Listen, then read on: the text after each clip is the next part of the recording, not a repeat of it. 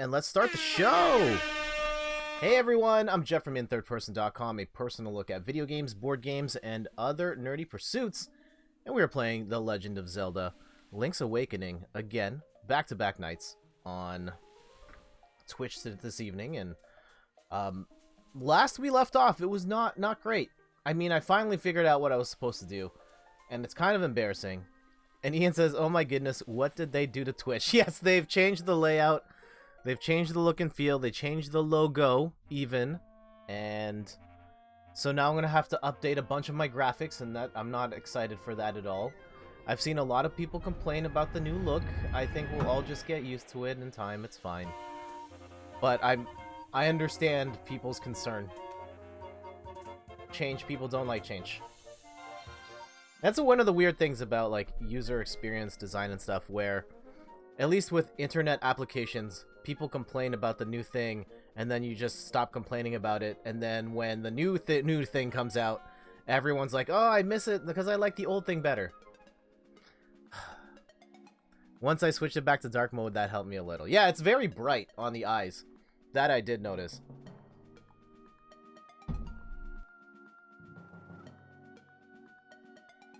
So as you can see on my personal file, we are in the Eagle's Tower right now. We are almost done the game, but we're playing our stream file, and we are all the way back at the tool shop where we ended our quest by getting a shovel.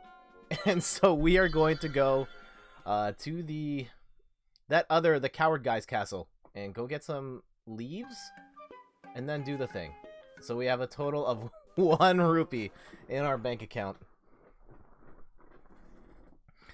So yeah, Ian, how you doing this evening? And how's the Blogger Blitz stuff coming along?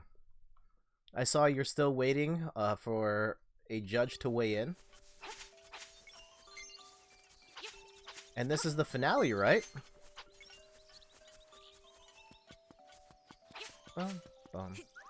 Do I have the Pegasus? No, I do not have the Pegasus Boots.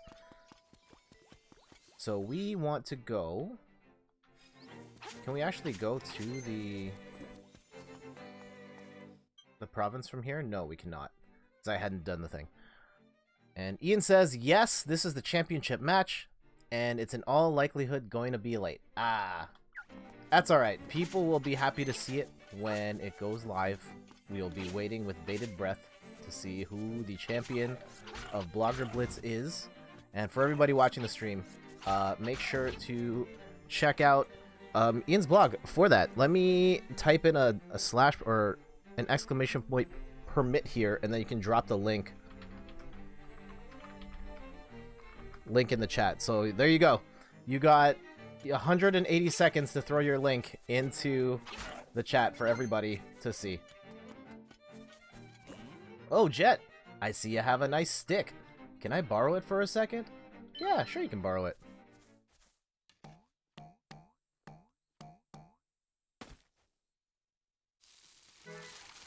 Ruh-roh. There you go. I love it.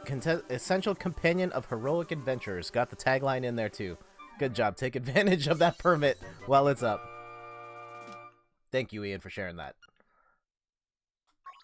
Also, Extra Life continues, and we got some donations below. We are up to $60. Thank you so much to some of my friends who donated. So shout outs to Wendy, who's longtime friend since like high school, and I reached out and she was like, yeah, no prob, and she might come to the house for it.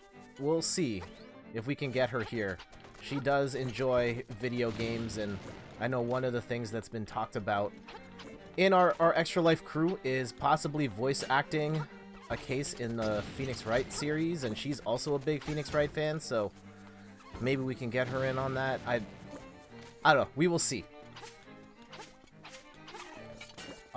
Shout outs to my friend Casey, another one I've known since high school.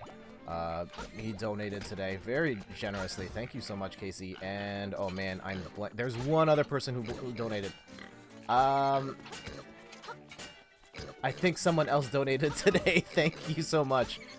And I know a lot of my family and friends were interested in donating as well, and they sent notes supporting me in this adventure, and I appreciate it so much. But for everybody else, You still got time to donate. We've got 36 days till the big day. Saturday, November 2nd, we will be streaming for 25 hours straight.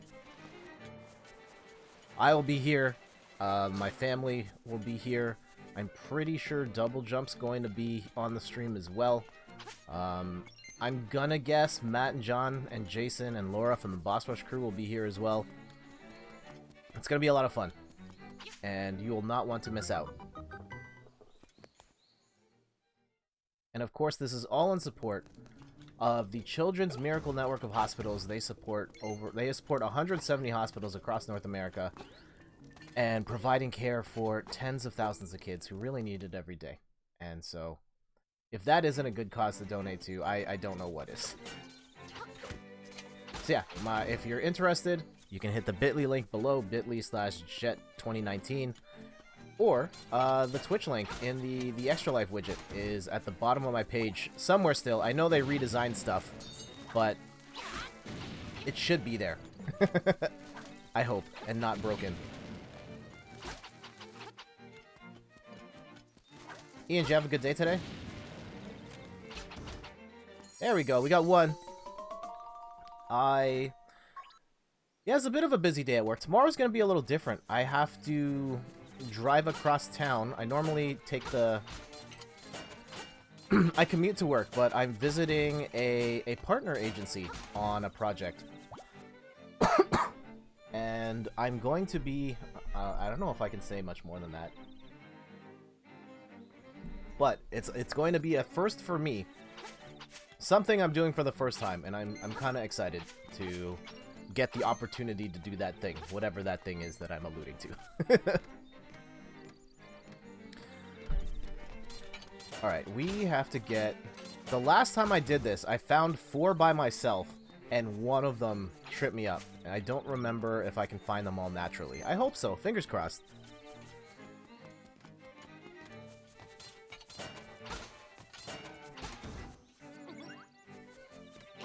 Oh, yes, the bird. The bird has one of them. Right?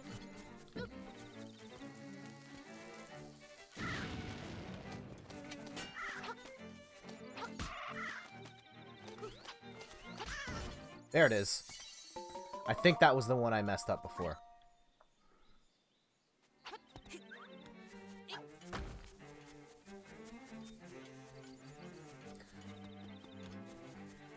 Yeah, at this rate, we should be able to finish this game before Luigi's Mansion comes out. I'm on the 7th dungeon now. I'm hoping to finish it by early next week, and I will have a review up by the end of the week.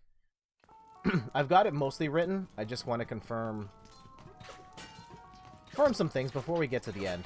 But needless to say, it's going to get a pretty good score from me. Pretty nice words. Also, I'm totally choked.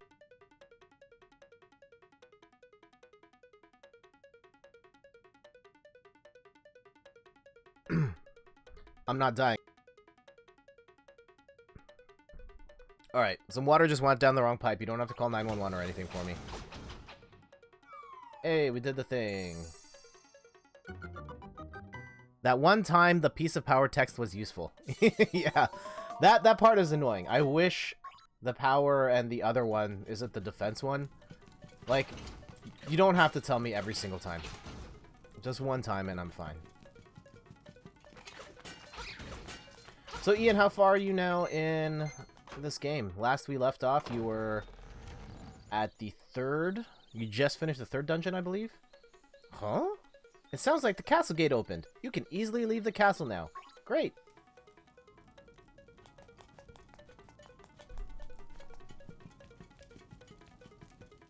Alright, we got 3 of the 5.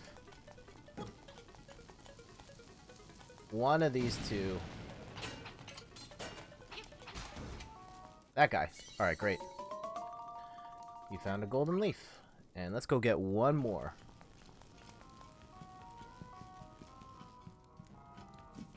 I'm gonna guess that guy has it.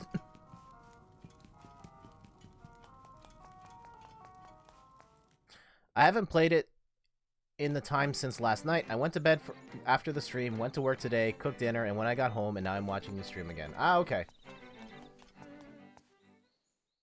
Well, spoilers, I think it's still pretty good. For whatever that's worth.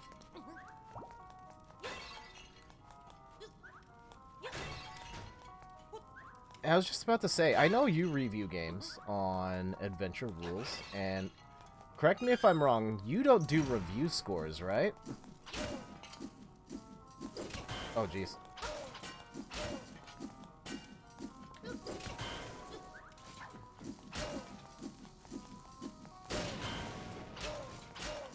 Uh-oh. Yeah, I remember I just wailed on this guy until... Okay, that's good enough. I have died a bunch, but it's not that big of a deal in this game. It is kind of annoying when you die in a dungeon and you have to go all the way back to the dungeon, but it helps that the dungeons aren't that big, so it's not that big of a deal if you go back to the beginning.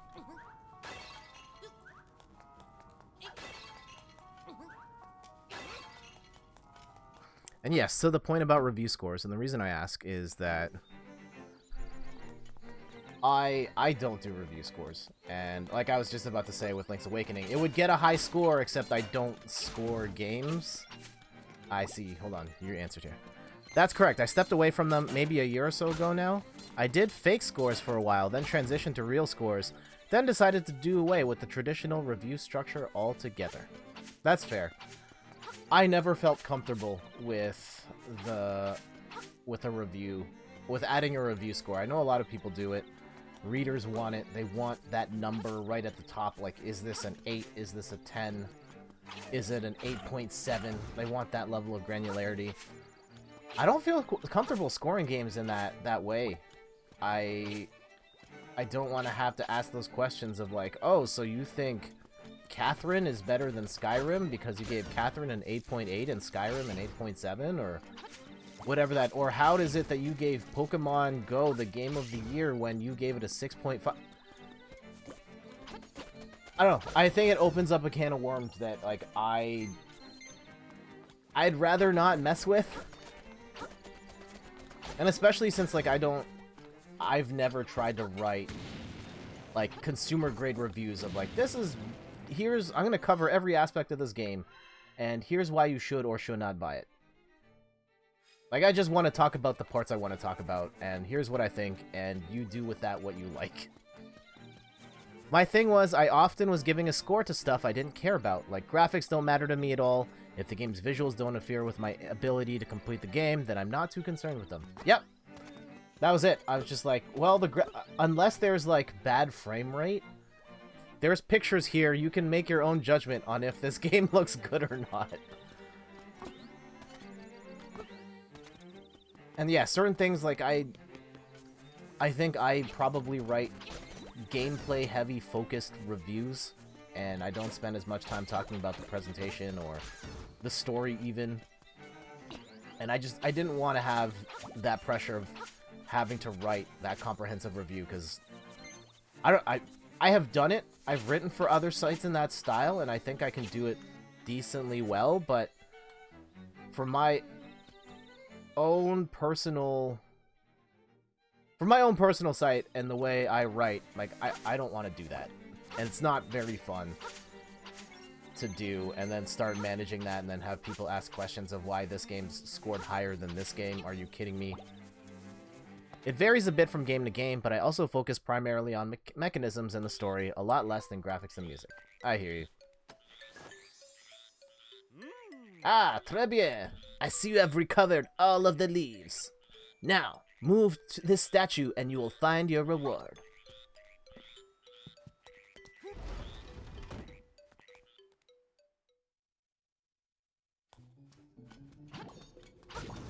It took me forever to find the leaf that the crow had. Yep, I had to refer to a guide for that. Oh, if I had a hook shot right there. And I probably should go back to this guy's house when I have the hook shot, so I can do that thing. Actually, wait, I'm an idiot. I'm such an idiot. I went to the phone booth, and Elvira told me about it. Ah, okay. I should call that person more often. I used it once just to see what it does, and then I've never gone back. Even though I've gotten stuck multiple times. You found a secret seashell. But what do you do with it?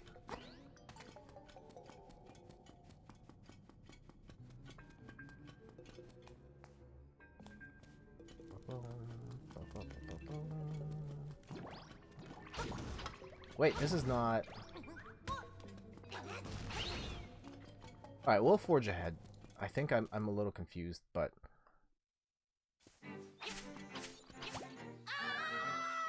Yeah.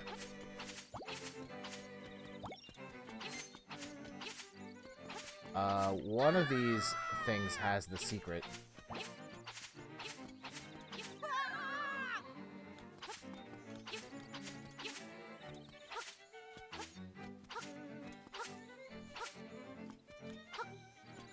Yeah, I don't know. Scores are weird. Video game scores are weird. But they're never going away. And, like... I guess it's easier when you're still, like, one person managing them, but... Like, an IGN, that's rough. When someone gives a game a 10, but then the rest of the staff doesn't agree, like, people don't understand that IGN is a group of individuals who have personal opinions, and some don't share the same as others. In soil sleep secrets beneath your souls. And so, we should grab our shovel. Oh.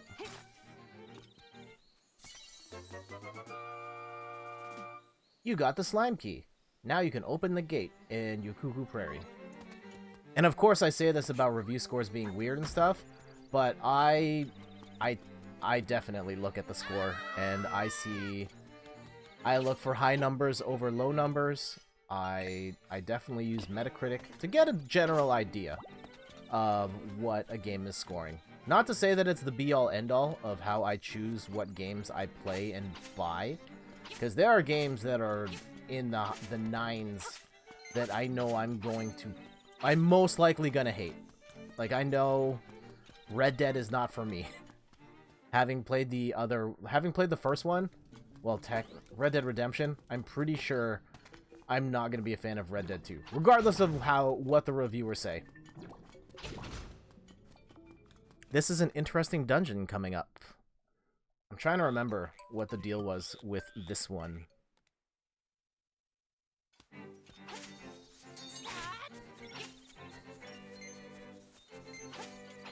So yeah, generally I have a system for like how I manage Metacritic scores. If a game gets in the 90 and up range, it's something where, like, if I was interested in it, I'm buying it instantly. If it's something I wasn't normally interested in, I would investigate further. Just one of those games that, like, oh, this is so critically acclaimed that it's going to be discussed later on, and it might be something that could win me over. A game like Celeste was one of those ones that I didn't even know it existed until the review scores came out, and it scored insanely high. And I was like, you know what, we should probably try this out just to see what's going on. And that was my game of the year. Ian says, in reference to scores somewhat, although lately I haven't referred to reviews much at all, simply because most of the games I'm excited about are the ones in established series I know and love. That's fair. Oh, I thought that was a secret hole. I hear you. In certain times, like if it gets a really bad score, I might have second thoughts, but yeah, if it's in the 90s, I'm buying it, and I might buy something that I wasn't planning on buying in the first place. If it's in the 80s and it's something I'm interested in, I'm just buying it. If it's in the 70s, now I start to... The antenna on my head's like, I don't know. And not to say that I won't buy games in the 70s. I think if I'm really interested in it, and I'll go read the reviews and see what the criticisms are, I'll probably still get it, depending on what the specific criticisms are. Like, if it's, I don't know, like for a fighting game, if they're like, oh, I don't like this game, or like it can't score higher than an 8 because it doesn't have a good single player mode. Like, I don't care. I'm not gonna play single player mode. I'm going online. That's it. All I need. So stuff like that, I'll pick up a game in the 7s. If it's in the 6s, that's about as low as I go, where I'll see the flaws and be like, okay, I understand this is a flawed product, but I'm still interested in this game. I'm gonna do it. So it wasn't enough for Crackdown, but it was enough for me to buy Anthem, which was in the low 60s because BioWare, and It looked really nice leading up to that point, and I think that game is actually a little underrated, like a smidgen underrated. I think that game is probably closer to the high 6s, low 7s in my opinion. But I still bought it. I tried it. I almost beat that game, actually, in hindsight. I was really far into it. Oh, I remember this one. I remember having some issues with it, but we'll see if we can get this, like, clean on the first try. Hey, we got a key. But once we get into, like, the 5s, the 50s, then I'm out.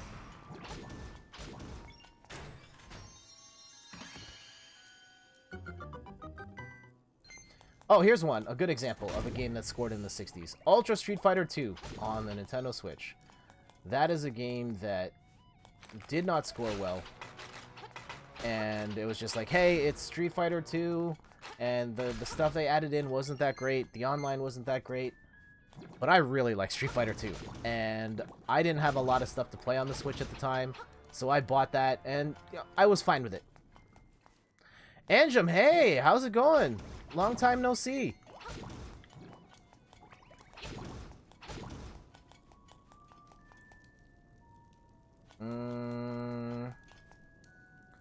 I think one of these doors. How do you like Link's Awakening? I like it a lot. I think this game is very charming. It's got a lot of good things going for it. Love the story. Love the sort of bite-sized Zelda feel to it. Oh yeah, these guys drove me nuts.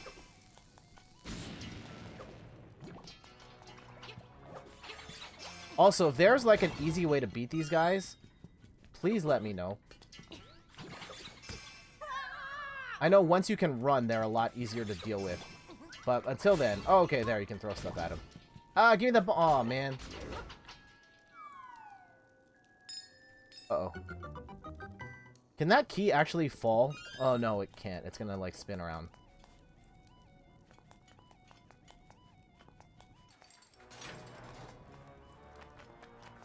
Oh, I remember this one being super annoying. Okay.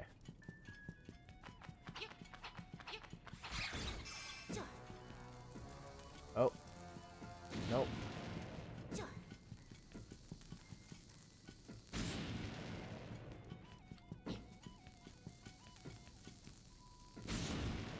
Ah, wasted my bombs on. Ian's like, yeah, the Pegasus Boots make them into a joke, but until then they are definitely a pain. Yeah, there's a couple of spots before you get the boots where you have to kill them, and it's super annoying.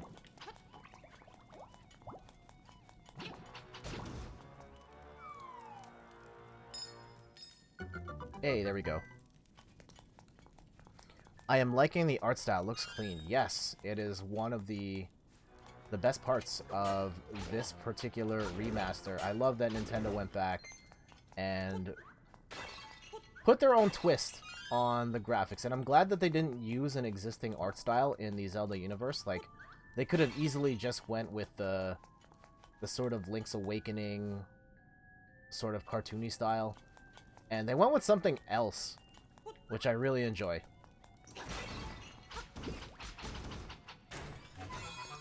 You got a Guardian Acorn. Okay. I need 2 more bombs if I'm going to do the thing. They did a good job with the graphics and recapturing the original game. Did you play the original game, by chance? I've only played a little bit, so my memory of it is hazy at best. You think so? Okay. Yeah, like this room right here, Ian. This room, like, kills me. I'm just like, ah, okay, that time I actually hit, but...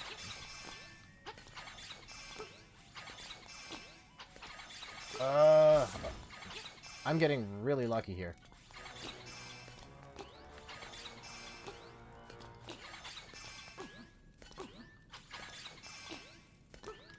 Ah, come on.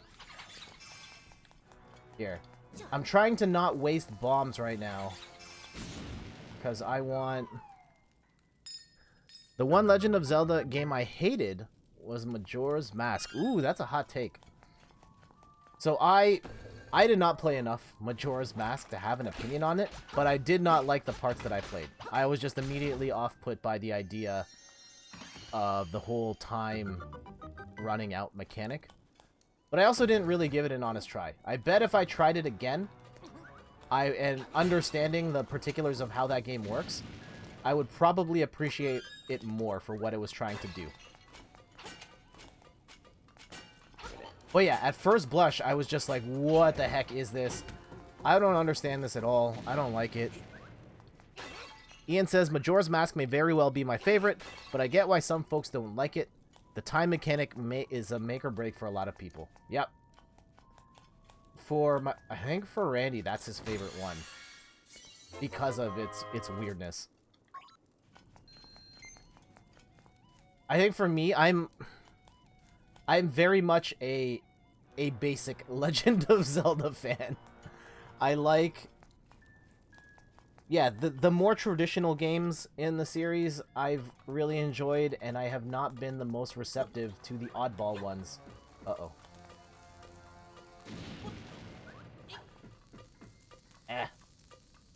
Okay, there we go. Majora's Mask is my fave, especially with all the side quests. Hey, Randy! Hello, hello. Welcome back. Stuff I can't do right now. Oh, Randy, I gotta show you. I have another emote.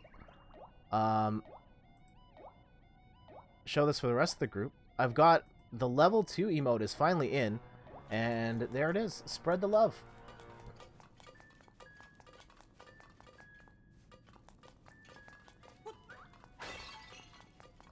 Alright, so we've got enough bombs to take on that sort of mid-boss, sort of not. Ooh, nice. Thank you. Shoutouts to Laura at a cup of creativity on Instagram. She designed all of those for me, and they look fantastic. So yeah, Randy, how far are you in Link's Awakening? We haven't had a chance to talk about this yet.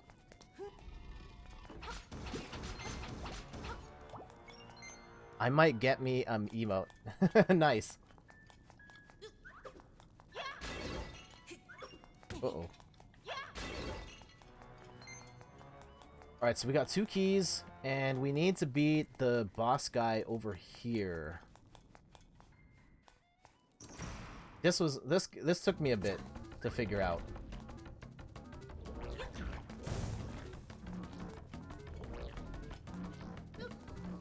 I find it interesting that the timers on the bombs reset every time you pick them up again.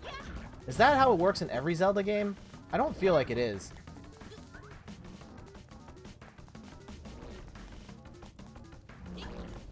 Oh, darn it. Oh, okay, nice. That ended up working out for me. Nope. Eat it. There it is. Oh yeah, I ran out of bombs against these guys because I didn't realize there was a wait time after you bomb them where they won't eat. Yes, I've ran out of bombs here twice. The first time I didn't understand how to beat it. The second time around I just ran out of bombs. I didn't realize I needed at least 6.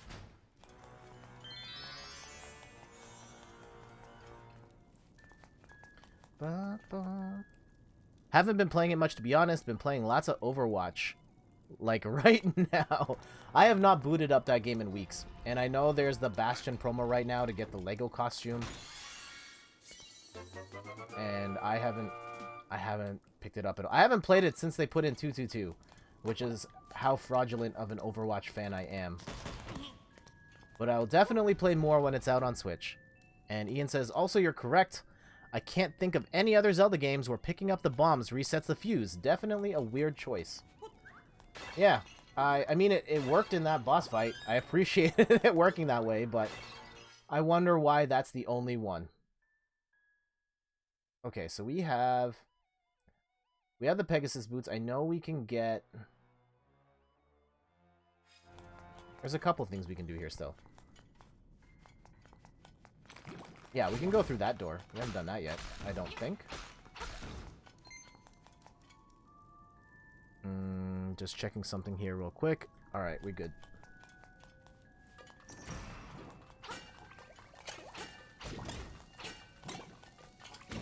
Ooh.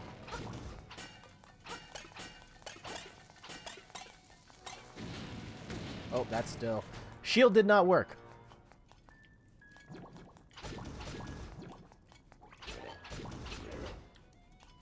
Da-na-na-na. You got the compass.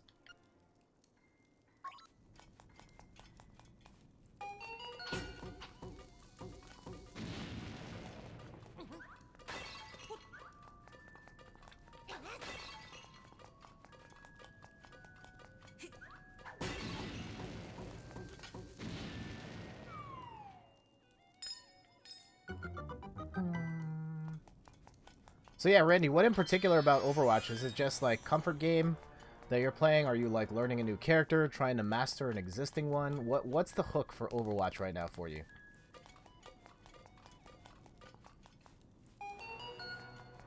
Also, for everyone that missed the stream yesterday, we've got some special stuff happening on the stream related to Extra Life starting Sunday.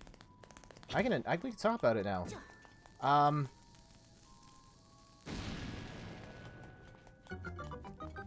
Yeah, so for Extra Life, I'm helping to raise money for the kids, and the way we're gonna do it, like one of the ways we're gonna do it, is that I will be donating $5 for every top 5 finish in Tetris 99, and $10. I will double it if I win. For each time I win. 222 has made the game so much more fun. Ah, there it is. Yep, I will have to find out at some point. But now that I want to stream Tetris 99 every weekend for the purposes of donating to the kids.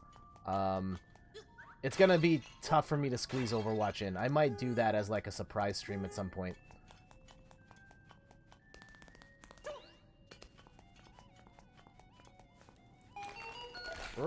Oh no!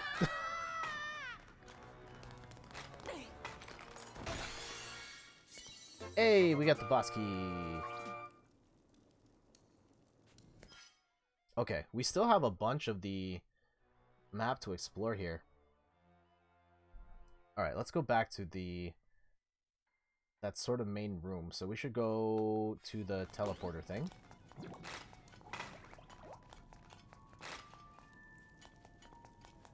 Yeah, for me, game-wise, it's been... Player 2 starts... In a weird way, I'm enjoying the super long DPS queues. I queue up for DPS, and then I fold laundry, eat food, play music, etc. while I wait. How long is the queue for DPS? Because that's my main grind. And that may change the way I play if I'm waiting 10 minutes to play Hanzo.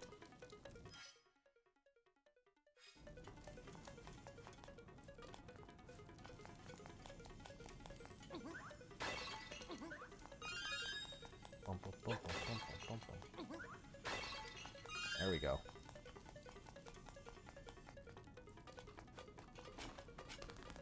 Oof. Actually, just gave me an idea. I need to write this down. I need to write this as a blog idea that I need to get done in the next bit. Alright, great. Thank you for the inspiration. Uh-oh, and I dropped my pen. The listed wait times tend to be 9 to 10 minutes, but I usually get into games about 3 to 5... 9 to 10 minutes! Also, 3 to 5 minutes is a really long time. So that's unfortunate for me. A big L for a DPS player like me.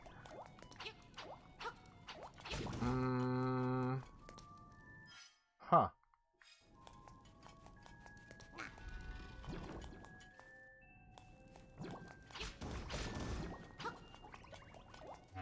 Hey, peace power. Uh-oh, that's not what I wanted. Let's go back down and do this one. Yeah, this is the room that drove me nuts. Oh, what? Oh, nice.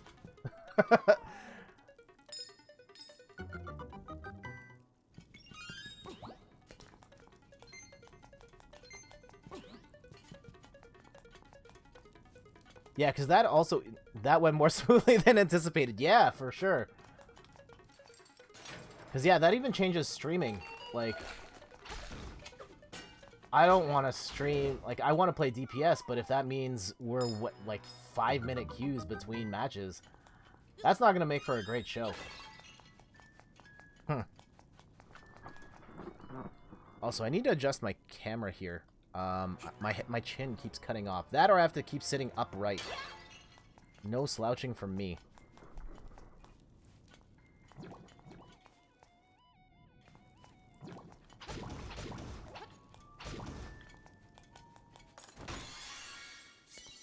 And we got a beak. What more is... Oh, jeez.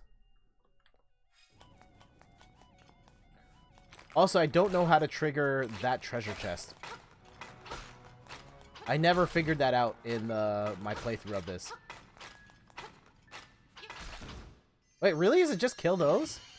Didn't I do that last time? Huh. Oh, it's just money anyway, but... 300 rupees! Oh, dude. We'll bank that for the next shovel I need to get.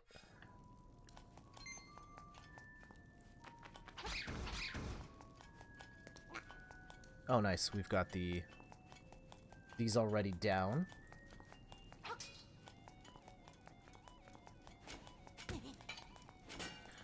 I wonder, though, if because Overwatch on PS4 is super popular, maybe because it's not going to be as popular on the Switch, if the queues will be shorter. Ian says there's a slime that's on the opposite wall that you have to kill separately. You probably didn't go back up that room after killing the slime the first time you played through. Ah, okay. Yeah, that's probably it.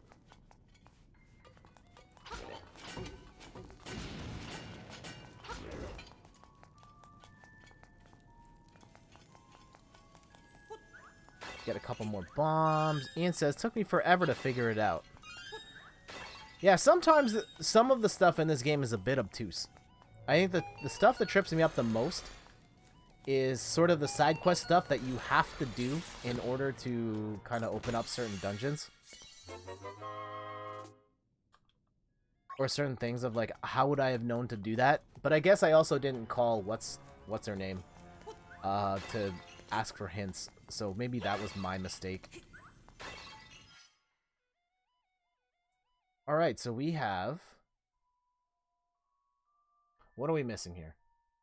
Oh, we've got all 4 keys. We need to go back up. Let's go!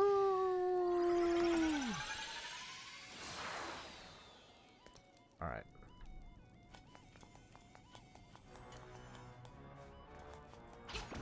Oh, I hate these. I hate those things so much. They're such basic enemies, but they trip me up all the time.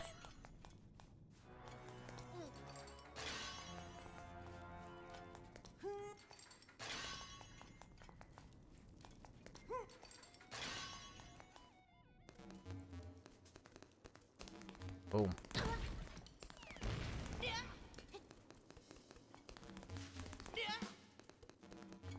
Alright, down we go.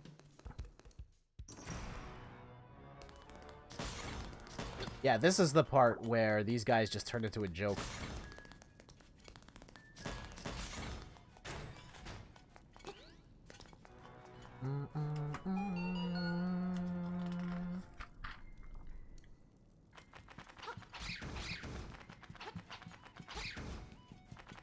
Alright, boss time. Let's get it. Oh, wait. Let's save first. Just in case. And then we can get the Ocarina. I figured out how to get the Ocarina. Like, just before we started streaming. And I'm like, yeah, the 7th dungeon. So I went a really long time without it. Near, you can't find me. Yeah. That's probably not the sound of this blob thing.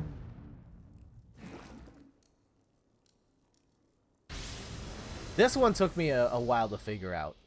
Like, I was cutting it. I was trying to, like, run stab it in the eye. And I'm like, why isn't this doing the thing?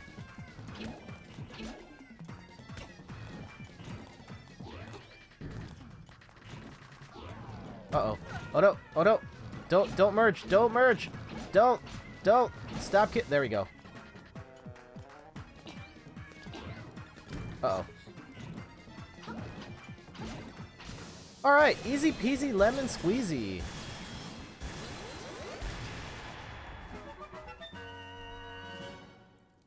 Smooth. You got a heart container. Alright. Ring the bell. You got the Sea Lily's bell.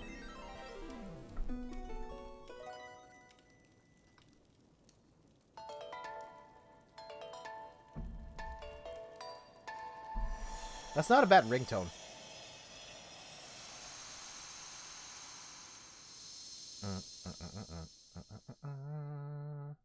Waterfall. It's hidden in the waterfall. Can't be any more straightforward than that. I think I had issues getting to this one though. There's the thing you had to do leading up to that. Hoot, hoot. How many instruments have you gotten so far?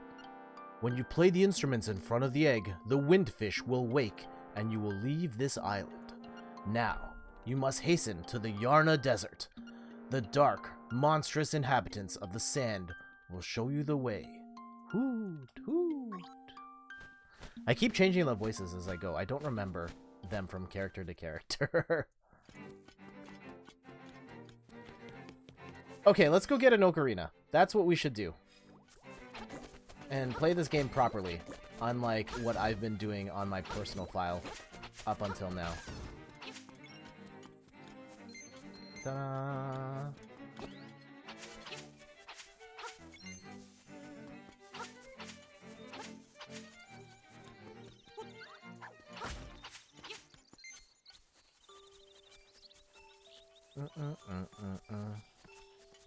Randy, if you're still here, what are the games you're looking forward to picking up between now and the end of the year? Yeah, for me, I think it's down to 3 games. It's Luigi's Mansion, Pokemon, and... oh man, what's that third one? Overwatch on Switch, and that's it. That said, I would probably still be open to exploring some Switch games on sale on the eShop. I do want to play Borderlands at some point as well. That may be a Christmas time or Boxing Day game for me.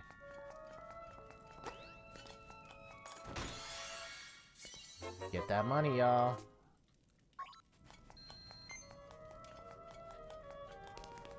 And not to say you can't participate in the discussion either, Ian, but we had this conversation. I remember most of the stuff you mentioned.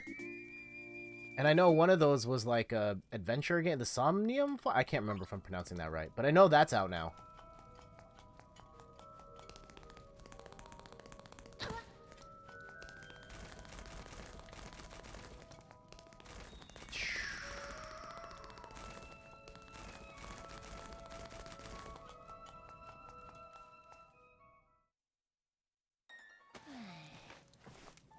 It was all a dream. I used to read Word Up magazine. Just throw that boulder at the kid. Nope. Nope. Bad aim. Alright, let's head over to the desert.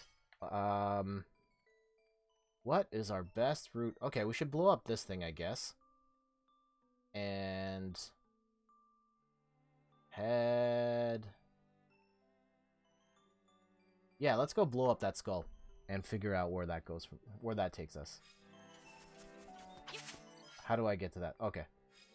We're good. We're good.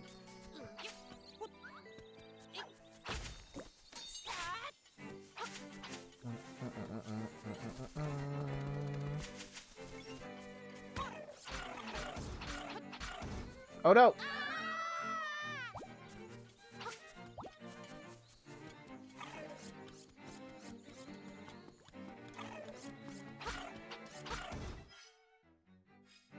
wait, I did blow that up.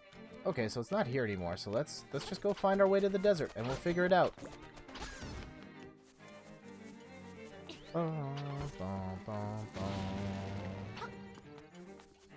Ooh.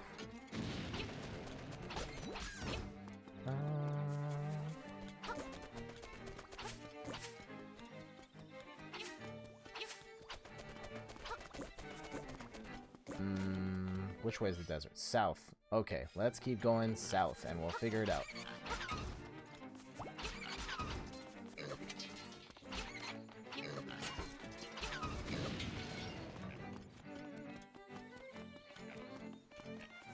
Oh, alright, well, that goes... There goes that plan.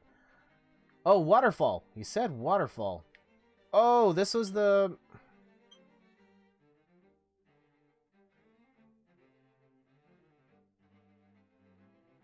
Trying to remember now.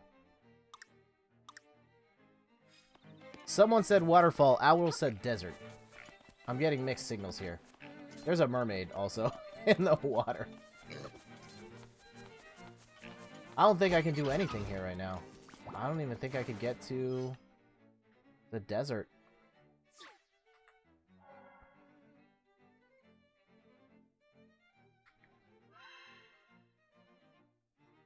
I don't know. Huh. Okay, I know the waterfall's over here. And there's something about having to turn off the waterfall. But I have to get the key first? I don't remember. We'll figure it out. Let's keep wandering. It's an adventure, right?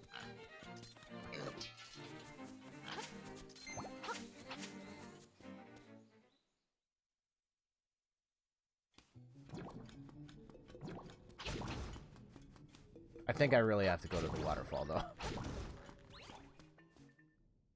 Let's just keep uncovering stuff on the map, and...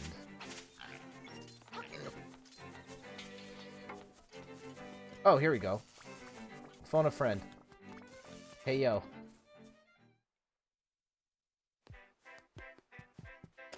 Bring, hello, it's me, Ulrira. Ask me anything about the island. If you get lost, give me a call.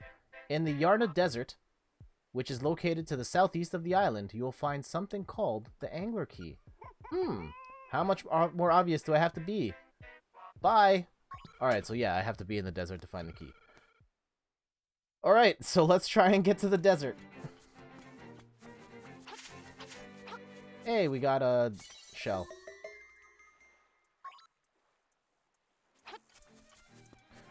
Ah! Well.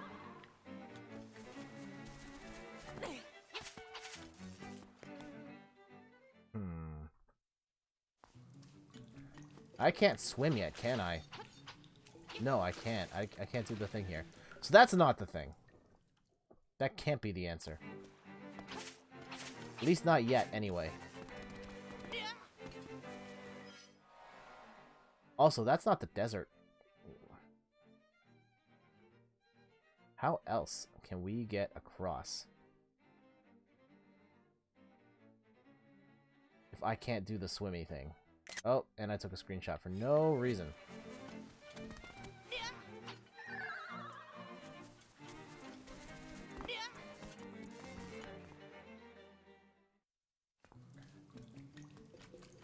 Yep, definitely not that. This is where I use the new OBS feature, and I press pause on the record, so none of you guys can see me struggle to get through this. How did I do this last time?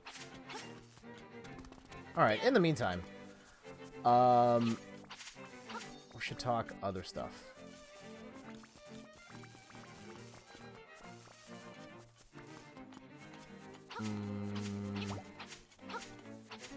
Baseless speculation on our part. Very irresponsible here.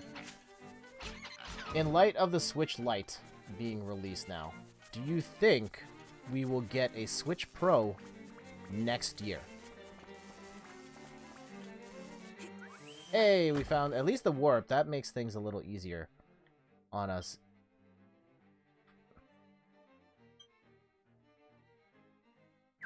though that's not really what we want right now. Nope.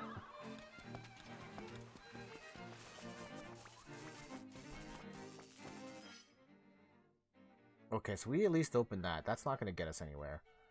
We need to get in here.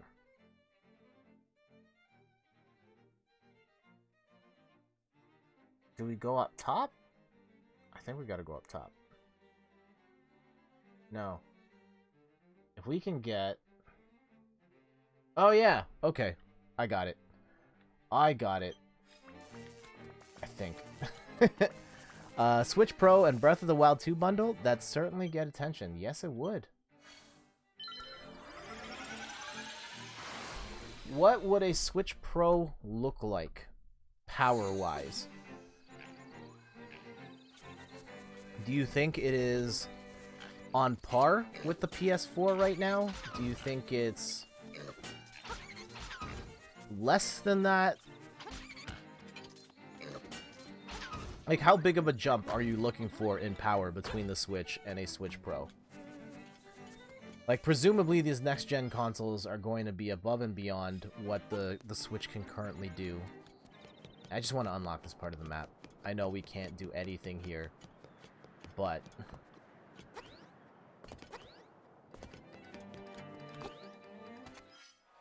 yeah, scratch that off.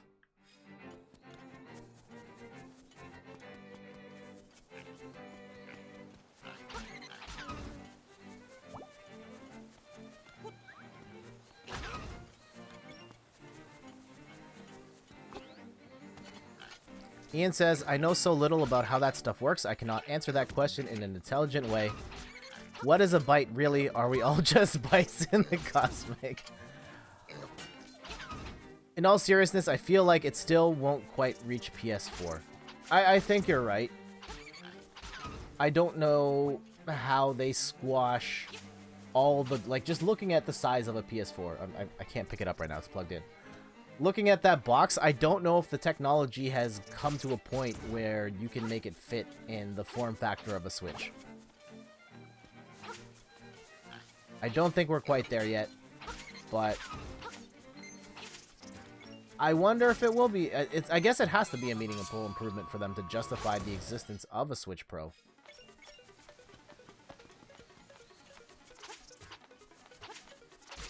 But I would like it to happen, and I want to see the difference. So, I don't know. 2020 seems a bit early, but at the same time, I just hope Switch Pro isn't a docked-only Switch. I wouldn't want to get one in that situation. Neither would I. I think that would be a mistake. Then again, I also thought a portable-only Switch would be a mistake. But here we are.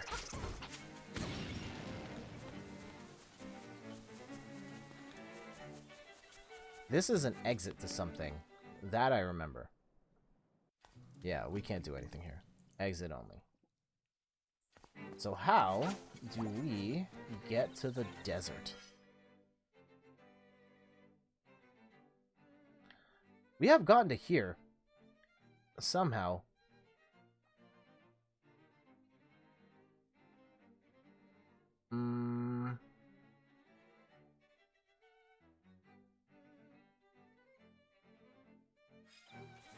Nope, we can't go through there.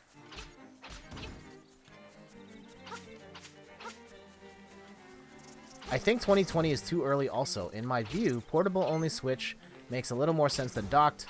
Docked-only Switch cannot compete with the opposition in the console market. Portable-only Switch has no competition in the handheld market. You are absolutely correct on that front.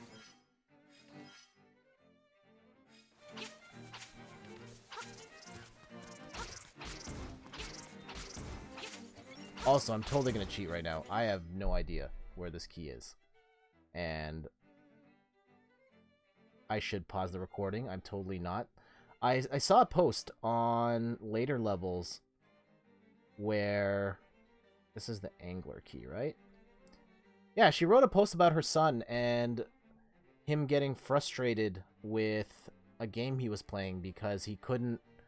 he was struggling to get it right away. And he said part of it was because he watched YouTubers play, and they got it right every time. And then she watched the video, and was just like, oh, these are all crazy edited. And so, yeah, there was no realistic way for them to do that on the first try either. So, okay, so we blew up the skull. We did that. Talked to Terran. We got the stick for the beehive. Yep. Head to the animal village. Huh. Okay. So, south of the other castle. Can we do that? I'm trying to look at this map here. So there's the phone thing. Where's the... Okay, so there's that. Oh, the animal village is over here. Wait, no. Alright, we're gonna head back.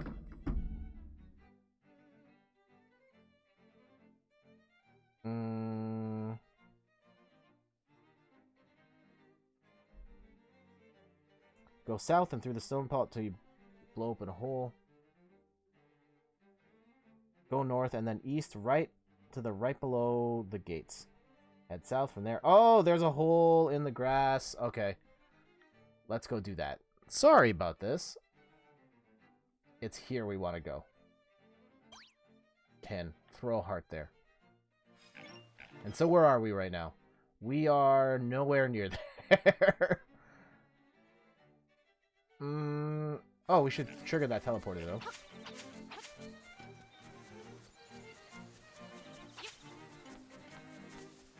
Oh, yeah, that was a great article. Yeah, I love her stuff. One of my favorite bloggers. Along with you as well, Ian. And, yeah, just a really interesting take on video games and video culture in the YouTube community of, like, feeling pressure to be perfect every time, and I feel that pressure too. It's part of why I have 2 separate files going, and my personal file is farther ahead. So I wouldn't get stuck, and lo and behold, I still get stuck. But I'll leave it in here. If people are watching the VOD and they get bored after the fact, that's okay. You can fast forward, and I will try and entertain as best I can while I get stuck. And yes, to your point, you are absolutely right. Portable Switch has no competition. Docked-only Switch would not be able to compete. You're gonna have so many out-of-context screenshots of this game. Yeah, I know! I keep trying to hit the map, and I keep hitting the screenshot button instead.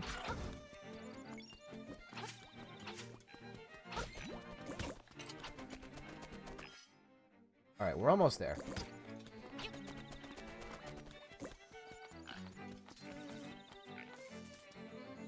Animal Village, Martha's Bay. So yeah, how was I supposed to know I was supposed to cut that bush? Are you serious?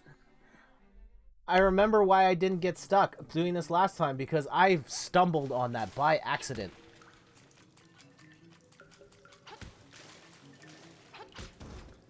Otherwise, how would I have known? I guess you read the sign and Martha's thing is there, and you're like, how else do I get... Anyway. I just don't want to take blame for me being crappy at this game. Oh. What do you got, Owl? Woot! There are 2 shrines, one to the north, the other to the south. First, head south, where ancient ruins speak of the windfish. You will learn much there. Ian says, I've actually been in this cave, but I think I came there before I could progress to the village. Ah.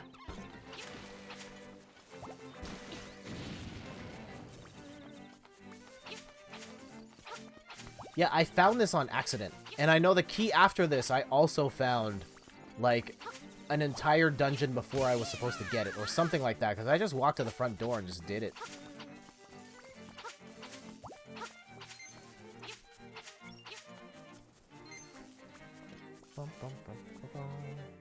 Welcome to the animal village.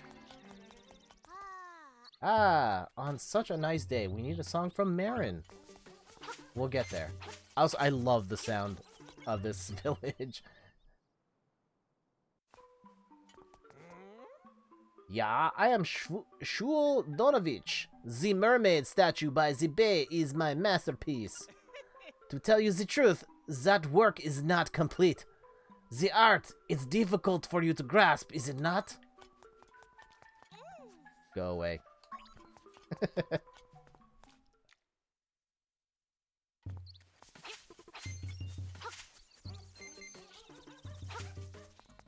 Someone here wants something. I remembered that. She wanted... You don't know the proper etiquette when I'm dealing with a lady, do you? You should have brought flowers or something. Then I might be more inclined to talk with you.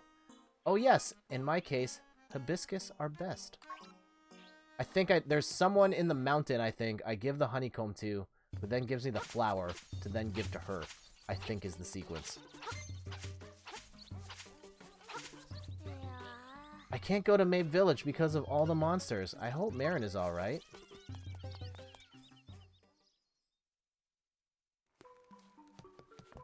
Oh, you want the honey, right? Hi ho hey, you! Is that possibly a honeycomb you have? I just ran out. Will you swap it for a pineapple? Yes. Yes, I swapped the pineapple for the thing in the mountain who gives me the flower. That's it. Hi ho! Yeah, I know. That tub of goo is asleep right now in the way to Yarna Desert. Once he's asleep, he won't budge for a long time. But hey, take little Marin and wake him up with her singing. That slob will wake up with a jump if he heard her sing for sure. Oh yeah, I probably should have just gotten Marin and then came here.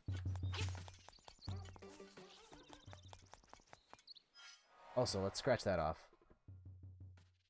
Oh, I'll have to unlock that later. Okay, let's go get Marin now. That's what we'll do.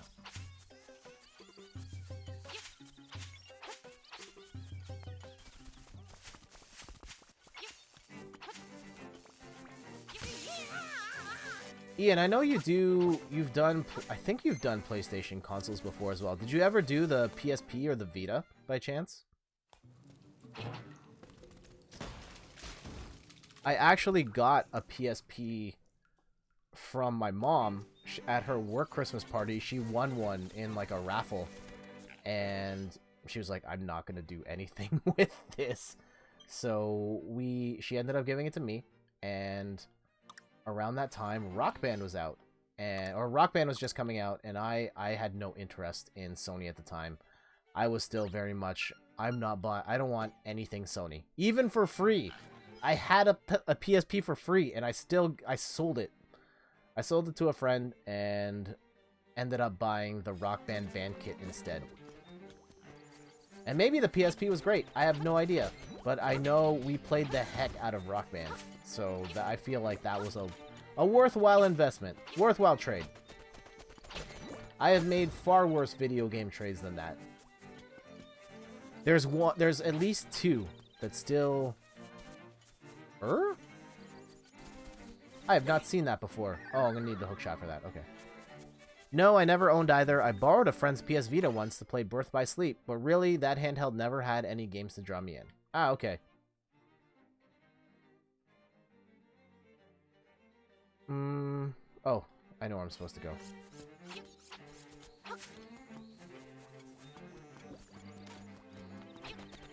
Yeah, I was just very anti anything not Nintendo, so I wasn't playing the PSP.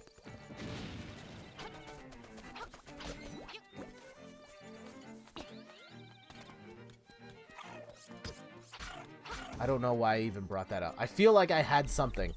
There was a thread in my head where like, oh yeah, this totally leads into this, and I've totally forgotten.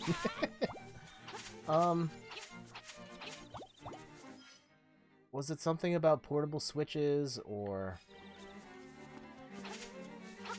Blogger Blitz comments finally coming in. I'm gonna be up late tonight. Ah. Sorry to hear that. But yeah, This is why you work solo and don't collaborate with anybody. It's a lot easier to work on your own schedule. Of course, you and I will work together again at some point. But...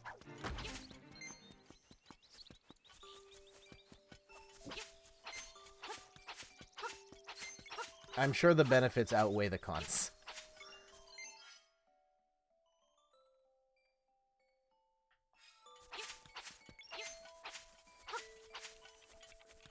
Alright, oh yeah, Marin went to the beach. Let's go.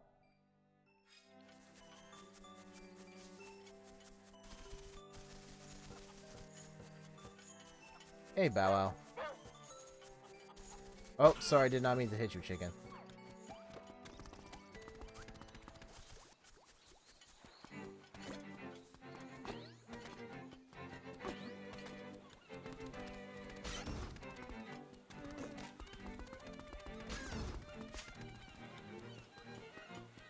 If this is the moment I think it is, this is one of my favorite moments. Gotta watch out for those sneaky chickens. Yep, I didn't want to hurt the chicken.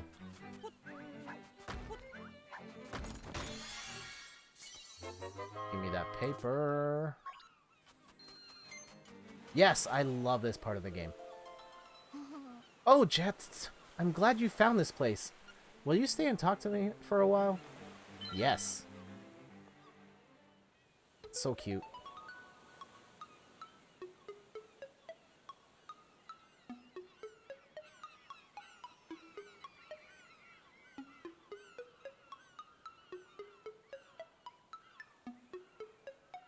I wonder where these coconut trees came from. Terran says there's nothing beyond the sea. But I believe there must be something over there.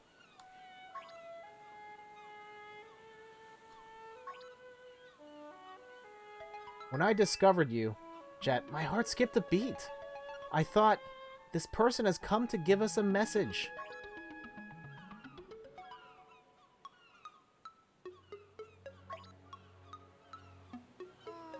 If I was a seagull, I would fly as far as I could. I would fly to faraway places and sing for many people. If I wish to the windfish, I wonder if my dream will come true.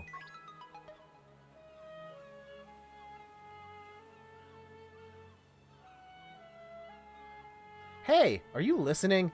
Jet, are you listening to me? That's the shot right there. I want to know everything about you. Huh?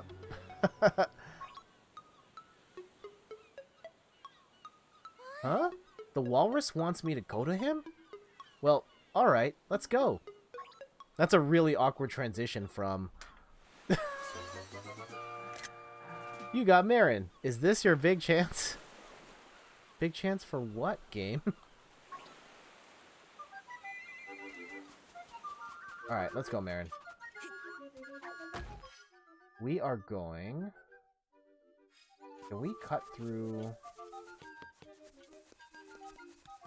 here? Jump! Check out those hops on Marin. And we can't teleport to the animal village just yet, so we will... Oh, jeez.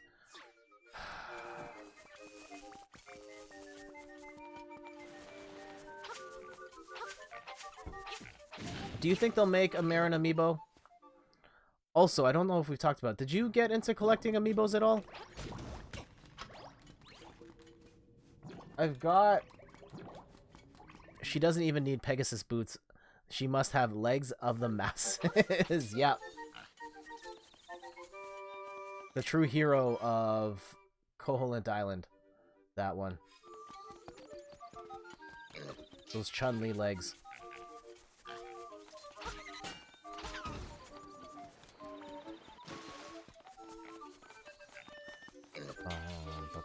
Oh. I do not collect Amiibo, no. It's for the best. I mean, I love Amiibo, but they don't really do anything. And it adds up really fast.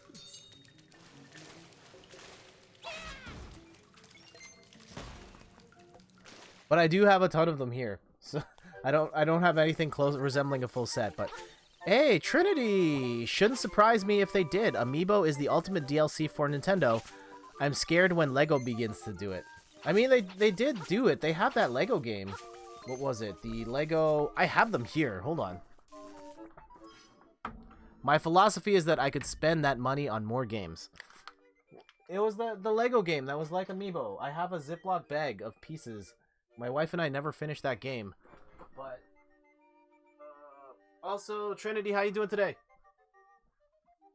Also, it's way too late your time. Go to bed.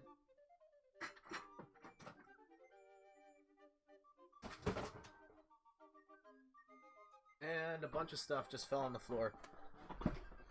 Yeah, Lego tried to do their own Amiibo thing. We have a couple packs here. Lego Dimensions, that's it. So here's one from Fantastic Beasts. And I don't recognize Tina Goldstein and Swooping Evil. Yeah, these are... I don't know these. Steph is a big fan. And this is from the Lego movie. Emmett and... Emmett's Excavator. Yeah, we played a little bit. We bought a couple figures. We bought Wonder Woman as DLC, and she's totally busted in that game. She is way too powerful. No, I'm talking about Lego going all out and letting you do whatever you want, which means what you build can be used in the game. Ah. Yeah, you would have to tag, like, every individual piece or something to make that happen. That would be amazing. I don't understand the logistics of how you would make that happen, but it's probably going to happen. And yeah, Ian, that's a pretty fair philosophy. That said, you don't have... Hold on. But can your video game do... I don't know. This. Your video game doesn't look this cool, like this pit figure right here. This is one of my very first Amiibos. It shows up horribly on camera. I got this around the time when it was really hard to find Pit, so I don't know. This is one of the ones that kind of wrote me in. Of like, oh, I got this rare one. That means I should have a better chance of getting all the rare ones. And then I have a Falco for some reason here. Falco's cool. I guess there's a couple more like right on the shelf. I don't know why they're here. Not with the main Amiibo display. And Ian says... Oh, let me catch up here. Triform says, also doing all right. In talks with Corporal at the moment for a potential job in Ireland. Don't know if it'll fall through, but could be cool. Oh, that's interesting. Well, good luck. Fingers crossed. How far away is Ireland for you? And Ian says, that's fair. If I ever did break down and get an Amiibo, I would want Yarn Yoshi. It's cute as heck. Yes, it is. I have that one. 2 more Amiibos on my desk. So I got a Sonic the Hedgehog, and we got a Fox. And I guess let me pull out the Yarn Yoshi for you here. All the way in the back. Actually, I'm gonna show you like.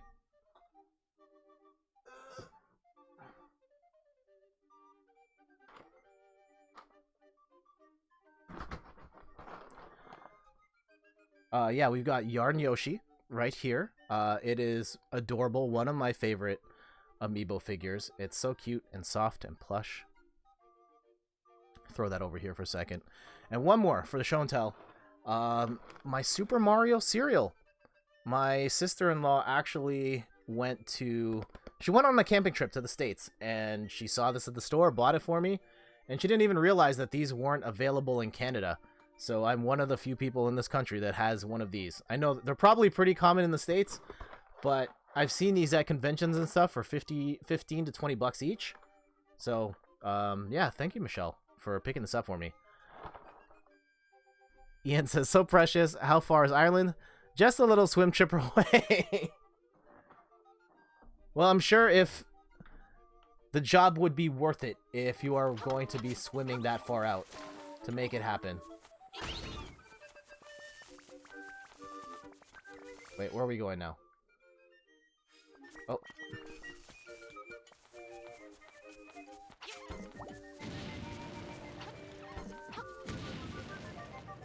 Yeah, that's crazy. I mean, I guess Europe, like, the culture is different because the countries are smaller and traveling from one country to the next doesn't seem like that big of a trek. But at the same time, like, going to a different country for work seems... As someone who lives in Canada, that seems like a really big deal. Like, even just for me working to the States, like, that's a whole, like, life change that I don't think I'm ready to make. You picked up an apple. Delicious, and good for some hearts. You picked up a green apple. These are the best kind for recovering hearts. I'm gonna say no, they're not, because they taste awful. Come on, Granny Smith's. I'm more of a red delicious guy myself. Don't at me. Yes, it's that lazy walrus. Shall we give him a little surprise?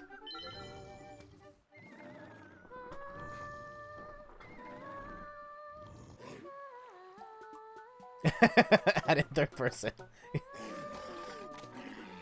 Remember, Denmark is one of the smallest countries in the world, so culture-wise, I think it's alright. It's the land of Guinness and whiskey. Think I'll be okay. Alright. Well, best of luck. I will keep my fingers crossed for you, and I hope you keep me posted on what happens. Ahaha, wow, he certainly woke with a start. Huh? Oh, he's calling me. It's the same as always. Haha. Jets, I'm going to the animal village. Please drop by, okay?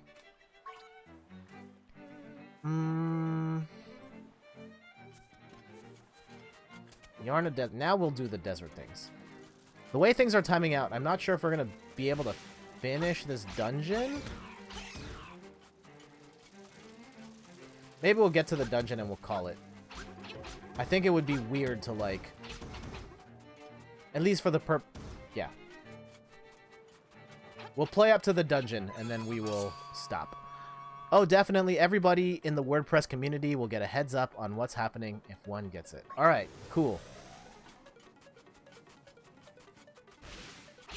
Yeah, my wife and I have talked a little bit about it. I think there were... Like, not in any seriousness. Like, the company I work for is based in the US. And so, I mean, the question has been asked of, like, would I be willing to relocate if certain opportunities arose? And I know at one point, at least at one point in my wife's career, there was potentially an opportunity to work in England for a while. You found a secret seashell. But what do you do with it? Also, think you missed an earlier comment from me about Amiibos. Let me see that. How far is... Oh, I think if I begin to collect Amiibos, then I might start out with, that one, you know? That one right there that belongs to that awesome game, remember? Hey, that one. Yeah, I could probably do a stream of just Amiibos. I have about, I don't know, 40, 50. It's too many, to be honest. Not my proudest moment, but they do look cool.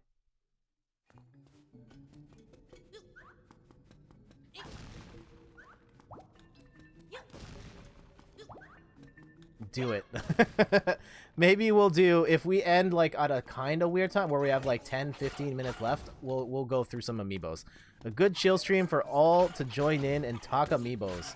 Just Amiibo talk and talk about the ones coming out. I know Solid Snake just came out, and I considered getting, this was recent, I considered getting Pokemon Trainer, because my wife and I do photo shoots with Amiibo figures that I post on like my Instagram and stuff, and I thought that would be a good one for photo shoots. Hashtag just Amiibo things. And so yeah, we'll definitely experiment more with that. That has been the thing that's kind of gotten me like, you know what, I can make a lot of cool posts if I get these Amiibos that do these things. Or with these backdrops. Yeah, I think I posted a Zelda one a couple of weeks ago with like the brick background, and then there was like shrubs in the front. Like that's where we want to go with our Amiibo photography stuff. This one took me a while to beat the first time around. I did not understand how I was supposed to hit it, and then I kept falling in the middle.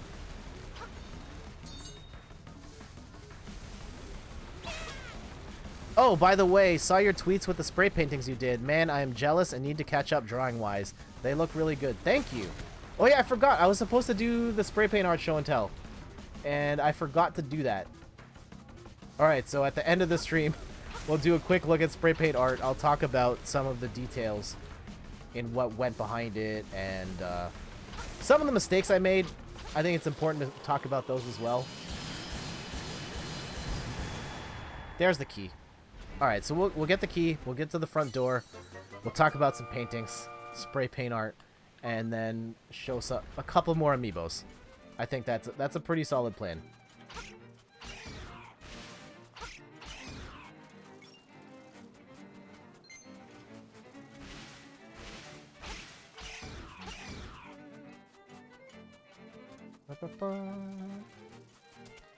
Is there anything else of note in the desert that we should be mindful of? And yeah, try for it. What's your history with drawing?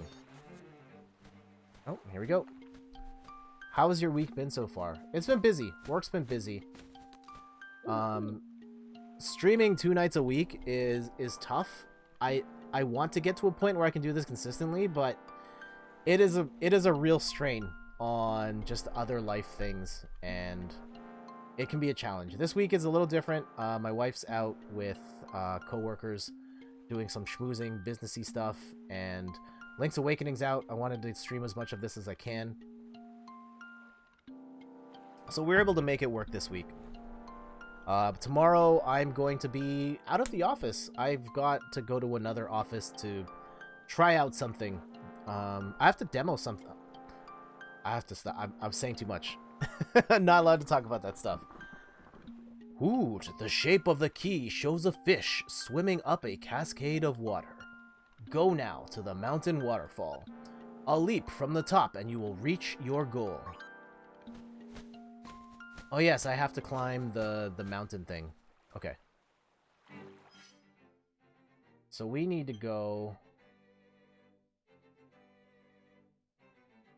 Drawing, not a good drawer, but I have been doing some since I was a kid. Always had a love for drawing objects, weapons, buildings, etc. Can send you a few pictures later on. What I've drawn and am proud of. Awesome! I would love to see those. I used to draw as well. I had a brief run where I was into drawing stuff, and at a certain point, I just like had this giant mental block where I couldn't draw anything anymore. Oh. Hey, that's a nice ocarina you have there. Will you accompany me as I sing? I have not seen this yet. Jet about to violate some non-disclosure agreements. Yeah, let's not do that. Been a while because of work and such, but do draw sometimes just to relax. That sounds awesome. I think there's definitely a therapeutic feeling that can come from reading anything, really.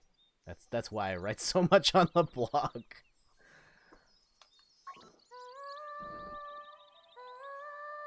Jammin'.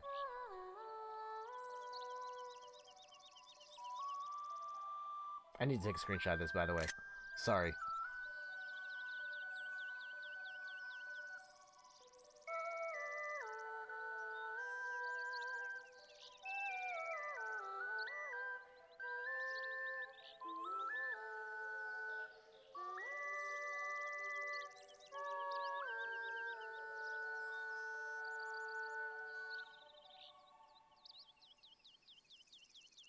So, how do you like it? It's really touching, isn't it?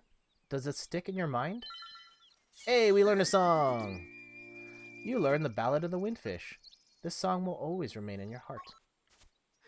Please don't ever forget this song. Or me. Very... Wonder what the new voice actress is for Marin. Maron, not Zelda girl? Yeah, I have no idea. Oh wait, there's a piece of heart. I think I know how to get that. I think that's just a matter of... Yeah, let's go get that before we go. So that's a really pretty song, but how in the world is that gonna wake up anybody? Yeah.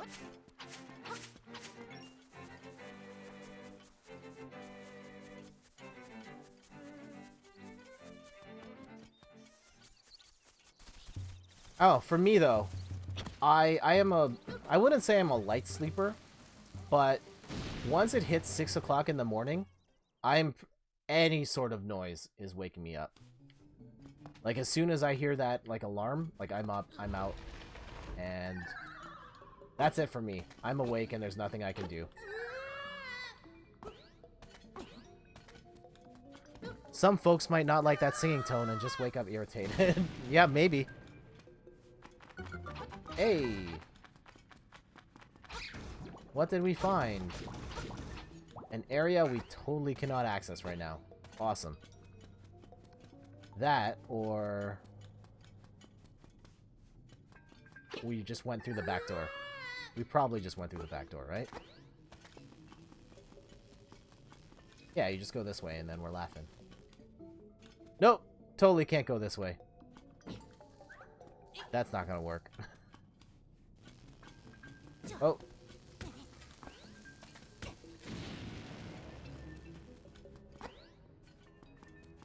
Yeah, alarms work very well. As soon as I hear my alarm, I'm up, not falling asleep again. Maybe like 2 hours from that alarm, from having woken up too early, I will fall back asleep, but... And Ian says, I'll sleep through any noise, but the lightest touch causes me to stir. My wife could sleep through an earthquake, but if a mouse so much as squeaks, she's awake. Yeah, that's me. I don't respond well to, like... well, yeah, I don't respond to, like, movement so much as noise.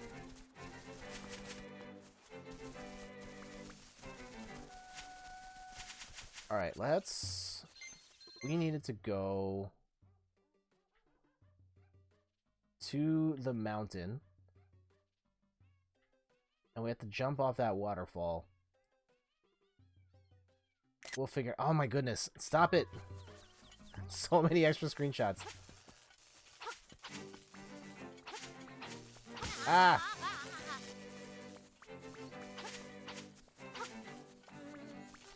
This way. I also probably could have just teleported. Oh. I could... where is... yeah, oh no, I couldn't have teleported. But where is the teleporter? Is it best for... it can't just be best for... oh, I'm gonna have to walk all the way across there?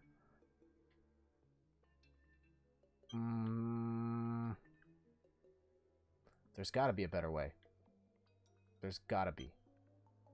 And I have to go up this way. I'm pretty sure that's where I have to go. Let's go put a pin there.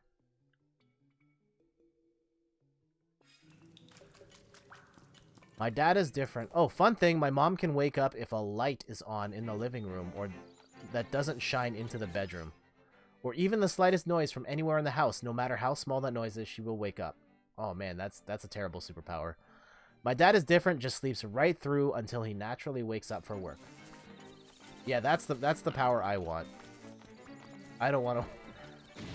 I hate that my body just wakes up at noise, and it's, yeah, from 6 o'clock on. And pretty much my body's like, oh, it's 7 o'clock, you're waking up now. Doesn't matter what kind of time of day otherwise. Oh, jeez. Also, I love that those spears do not just fly straight forever, that they actually, like, arc down.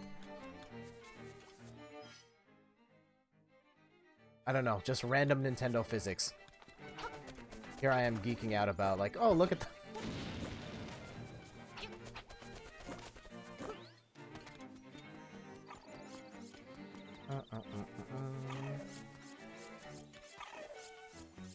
Is there a teleporter closer to... oh yeah, we can just teleport right there. Dump it. I mix. I can sleep like a log throughout the night, but other times I can't sleep at all. Or those lucky times when you've gotten 2 to 4 hours of sleep and your body goes, time to wake up, old pal.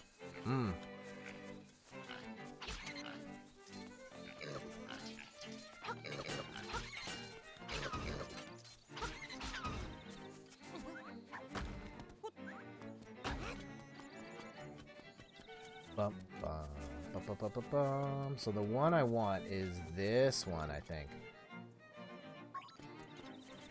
Yeah, this is the one.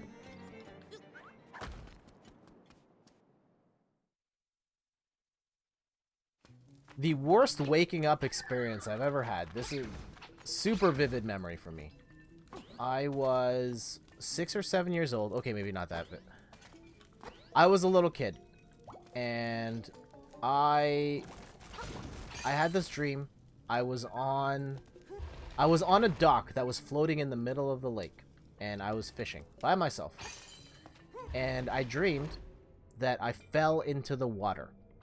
And as I like fell off the dock into the water, I fell off my bed in real life. And so as I splash into the water, I like hit the floor in real life, and I was just like, oh my god, what the hell just happened? But I found it really crazy that my body had that dream and then just elicited that response where like I fell in my dream and also fell in real life. That was not pleasant.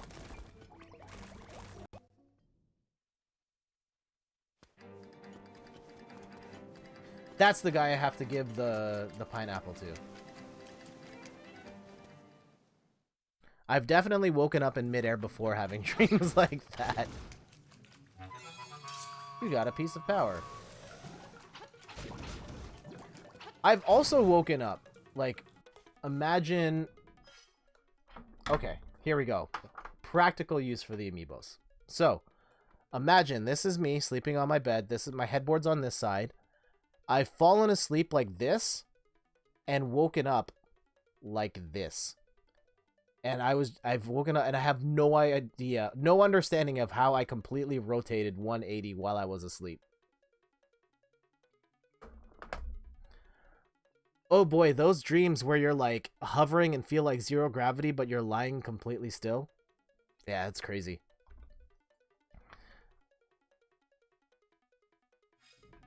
Yeah, sometimes, yeah, dreams are weird, man. And how your body reacts to sleep, and I have definitely done that before also. Okay, I'm not alone in that weird sleeping phenomenon. It's only happened to me once, but it has happened to me.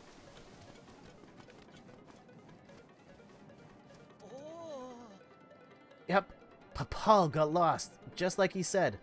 Now I'm so famished I can't move. Can you give me some victuals? This pineapple is so delicious. I'm going to eat it right now. Bon appetit! Ah, this wasn't meant to be a reward. Here, take this. It's a hibiscus.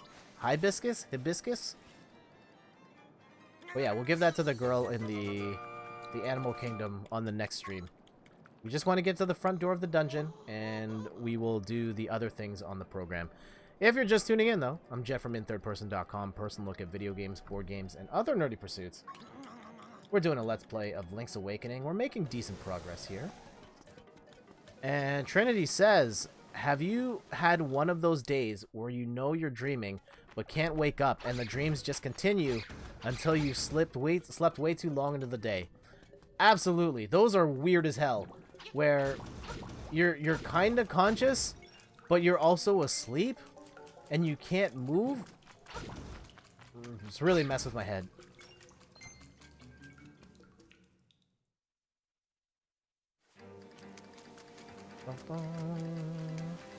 And so we have to jump off this thing.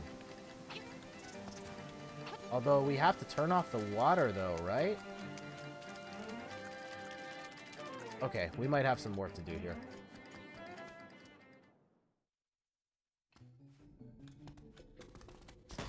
Oh wait, we were here. Oh!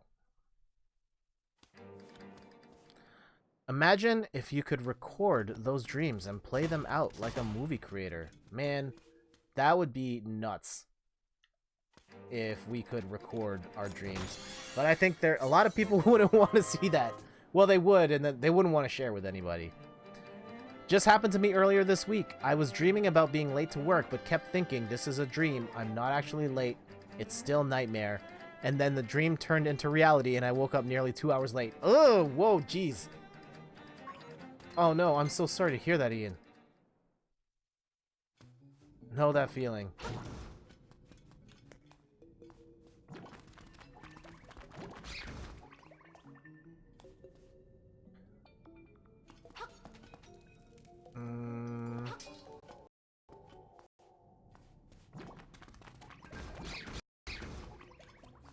Alright, how did we shut off the water? This is the million-dollar question.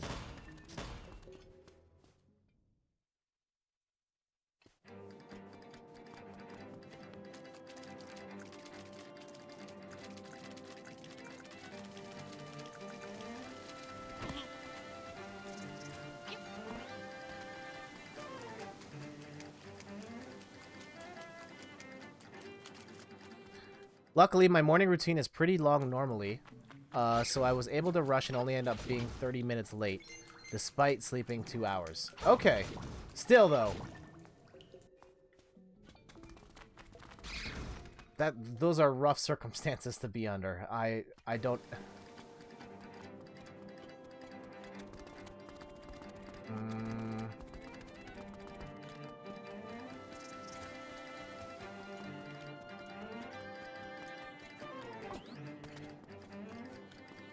This isn't it. We were here like 2 seconds ago, right? Okay. What am I missing? We got... You aren't going for that heart container in the previous room with the 2 purple crystals? I don't know how to get it.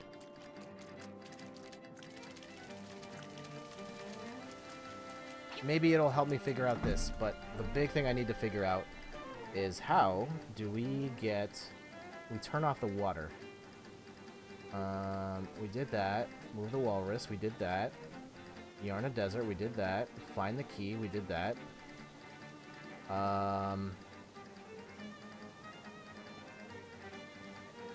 Take the ghost home. What? How to carry more... To the Google machine, Batcave theme plays. Yes. Finding the Catfish Mall entrance. Nope, that's not the one. What is this 4th dungeon?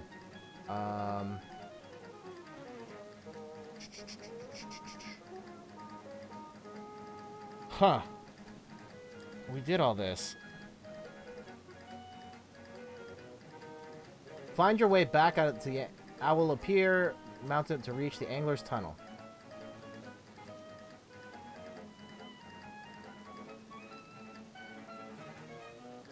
Find the compass map. Go to the waterfall. Path to the waterfall. Yeah, we got that. Find the entrance. I've got that. Okay, hold on. What is it you work with again, Ian? Sorry, guys. This is not making for the most compelling stream at the moment.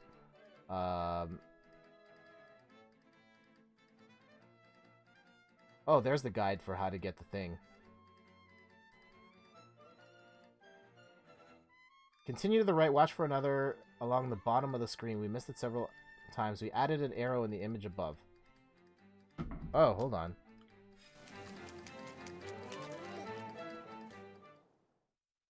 Is it here? It's fine. Take your time.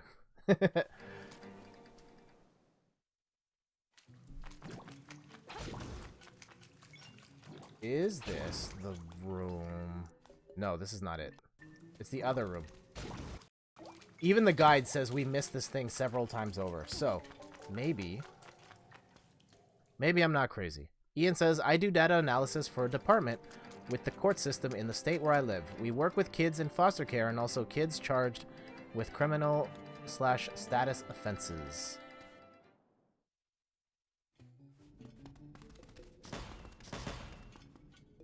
So, nope. That's totally what I did. Continue right. Watch for another hard-to-see exit along the bottom of the screen. Image above. Step down in the water. Continue right. Take the first doorway up and back into the caves. Fight your way north along the hallway and climb to the stairs at the end. The chest contains a green Zol, so open at your risk. Keep heading back outside. Meet Papal. Trade that. We did that. Find the Angler's Tunnel entrance. Back in the... Okay.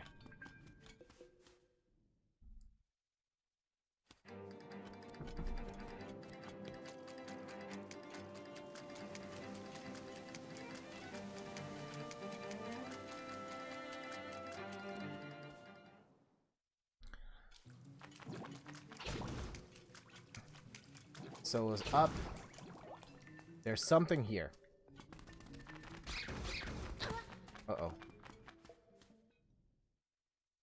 That sounds quite fascinating. Wait. Walk up and a little left to find a spot where you can drop off the roof to get back to the shallow stream. Back in that shallow stream, keep going right past the cave that led you to Papal. You'll pass a small waterfall and come to an area where the guardrail along the bottom is missing. Drop down to find the entrance to the Angler's Tunnel. What? So we did that. Walk up a little left and find a spot where you can drop off the roof. We did that. Back down to the shallow stream. Yes.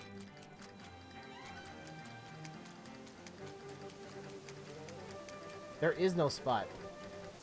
Was I supposed to turn something off?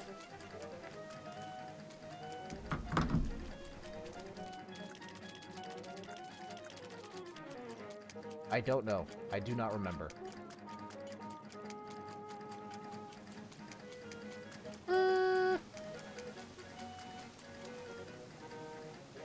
I'm supposed to just jump here, but I don't remember how to turn off the water. That's the thing.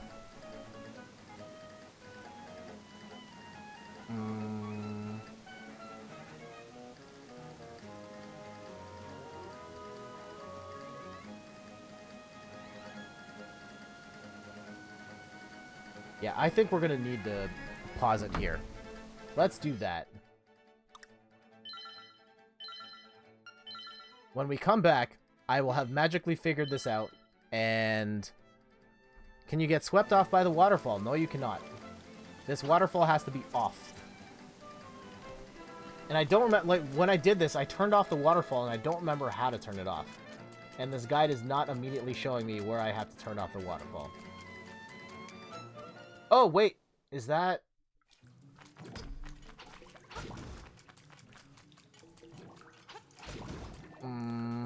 Can you get... Yeah.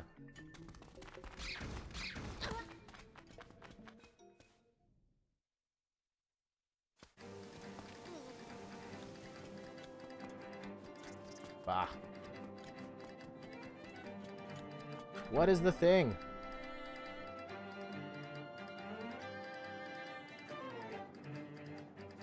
Go down the stairs, keep heading right. Quick 50 rupees. Continue outside.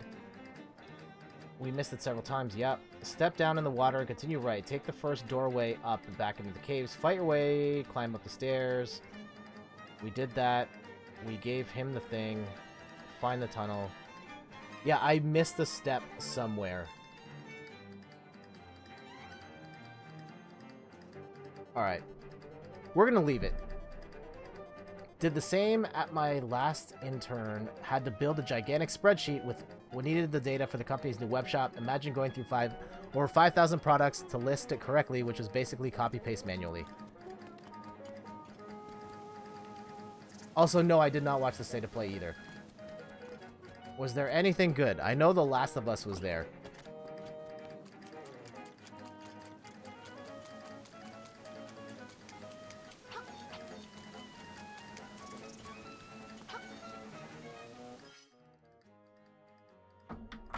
Alright. We're going to save here. I bet right after the stream I'm going to figure it out. And that's just how it's going to be. But also, I don't know how to quit the game from here. Is there like a quit?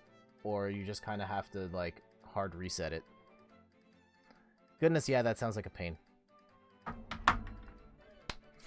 Yeah, there was a couple things I wanted to do. Oh, painting.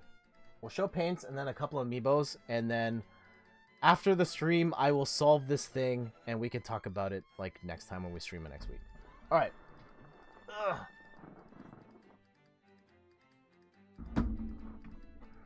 So yeah, sorry the stream, again, ends on a down note. Triform says, so yes, there was some weirdness in the State of Play, but man, one game just caught my interest and pulled on my heartstrings, which is a game called Arise, A Simple Story, made by the same developers who made Rhyme. Okay, I'll have to check that out. Let me write that down. Arise game. Alright, we can hide... Oh, if I hide the... gameplay, you won't get the music. And I still want the music going. Alright, so some paintings, very quickly. I did some painting over the weekend, and before I was doing like planets, and as you can see, like stuff like this. Planets and sky and clouds, and I jumped like 10 steps. Probably a little farther ahead than I should have. But I tried some stuff. I learned some things with stencils and how to use them and what sequence, like how you cut them out and in what style you should cut them out depending on how you paint things. So the first one I ended up completing is this one for the Toronto Raptors in tribute to my favorite basketball team. And what I did here was I sprayed... Oh, hold up. Oh, no, that's nothing. So I sprayed 3 different colors in the background. There's a mix of black, red, and purple, which are a mix of the team's sort of classic and modern colors. And so you spray those on, and then as you can see, there's like some texture in there, and that's actually like before it fully dries, you take a plastic bag or like magazine paper and you tap it on and then you rip, and so it gives it this sort of textured look throughout. And then I sprayed the ball on after, and then I shaded it a little bit. The shading could have been better, but like a bit of white on the front and then a bit of black just to kind of give it that sort of light source. It's a little too harsh, but overall I think this looks pretty nice, and I will probably do some version of this again. And I think overall this is probably my favorite one of the day. Next one. One of my favorite Street Fighter characters, Akuma, and his pose with the Raging Demon. Looks good, thank you. And so I had this idea of, I mean, it's not an original idea of having Akuma stand in front of that symbol, but I hadn't figured out the logistics of how to actually make that happen, of like paint Akuma here and then put the symbol over top, or like put the symbol behind him. What I ended up doing was there's the stencil, I put that down, spray painted Akuma, and then I had like the outline of the stencil which I put over top. Actually, painted Akuma, painted the whole thing black, and then I had this other stencil which I put over top, but then it was actually like still when I painted this line here and this line here, it was painting on top of the stencil and not on Akuma himself. So it makes it look like the stencil was there first, even though, or the symbol was there first, even though that was the last thing I painted. And then I like flicked on some blood, like some red ink, to give it sort of like that blood splatter effect. So this one worked out pretty well. I actually had to do 2 versions of this. The first one I screwed up beyond repair. I had issues with my stencil. Triform says, do you use a reference or paint from scratch with Akuma? So I do spray paint art, and you can't really... Looks really great, thank you. For something with this level of precision in the shape, you can't really do that with spray paint. So like I found a stencil and I cut it out and then spray painted on as I needed it. But in terms of like how they're placed and like the way I spray painted specific ways to get the... So just enough of the outline, kind of give them that glow. That part's me. Where I messed up... we don't screw things up, we just have happy little accidents. Yep. Where I messed up was that the stencil that we used. So when you're doing this, the best thing to use is glossy Bristol board. It's super cheap and it takes to the paint really well. You can see there's like a bit of a shine there as well. The challenge is, for the stencils, I used matte Bristol board, which was a little cheaper. It's a little closer to my house, the store that sells it. And when we peeled off the stencil, a lot of the paint actually stuck to the stencil, and then I had to like go in and just manually spray paint in to try and fix it up. And the first one I made so many mistakes that I just couldn't save it. So make sure if you're making stencils to make them glossy as well so the paint won't stick. So yeah, this one turned out pretty well. One of these 3 I'm going to put... This is the week where I'm supposed to change out all the stuff in the back. So one of these 3 things is going to be up here this month. And then the last one I had this idea for a Tetris Effect inspired one. kind of Tetris in space. It's actually funny because Tetris 99 now has a backdrop that is actually a galaxy that has purple in it. So it's kind of like Tetris 9, more like Tetris 1. There's only one board. But yeah, the Tetris Effect title screen actually has like a planet below, and then it says Tetris Effect, and that was kind of what I was going for here. So I cut out a stencil with the Tetris shape. This was actually kind of tricky of trying to create that sort of one-piece stencil that still gave off the effect of Tetris. Like trying to cut out individual blocks with colors, that would be a mess. So this was all one piece. The challenge is, what I should have done is I should have cut it as like an outline thing and sprayed this on last. Instead, it was a smaller piece that I cut out, left it on the whole time. But then because I didn't weight the sides down properly, it's not fully solid all the way through. So next time I do it, and I will do this one again, I will do it the right way, and that will be cleaned up, and then I'll be able to do more colors and stuff here as well. And yeah, the galaxy has that sort of texture effect as well, where you sprayed paint the things and then you use the plastic bag to rip off and give it that texture. And then the planet, this is like one of the best planets I've made yet. And again, that's just like you spray multiple colors in, you put the plastic bag on top, and then you rip. What was the idea behind it, or was it like doing a doodle? And Ian says, how hard is it to get the different shades that make it look spacey? Okay, so first thing, what was the idea behind this particular painting?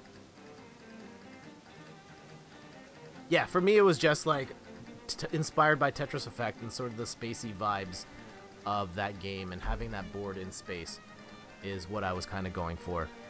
And then Ian asks, how hard is it to get the shades like that to make it look spacey? So the multicolored thing, it's actually surprisingly easy. All you have to do is you take 2 spray cans and then you just spritz it around onto the board, and it kind of ends up like that. Like, you don't even have to do the technique where you place the bag on and then texture it. You could just spray 2 colors and it'll create that effect on its own. At Triform, nah, I'm probably just going to use graphics I made from last year. And oh man, Tetris 99 with the Tetris Effect. Insane style. Yeah, that would be nice. It has, yeah, Tetris 99 has a galaxy board. I can actually show you that here.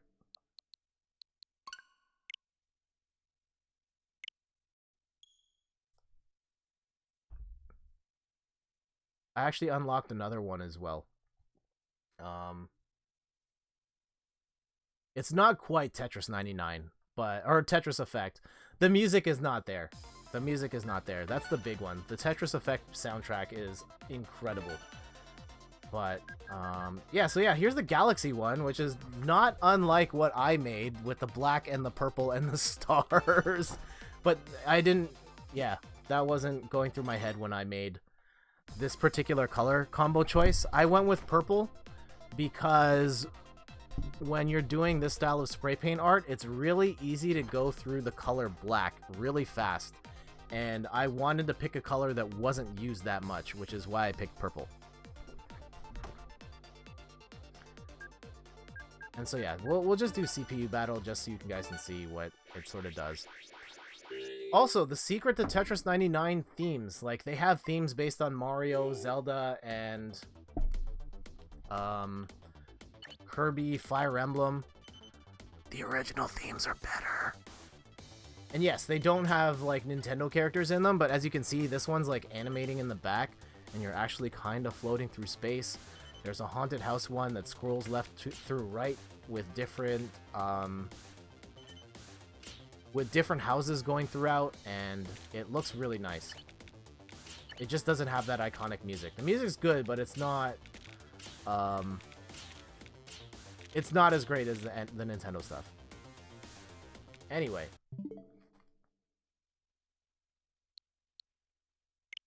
Let's close that. We'll go back to Zelda. Oh man, Tetris 99 with...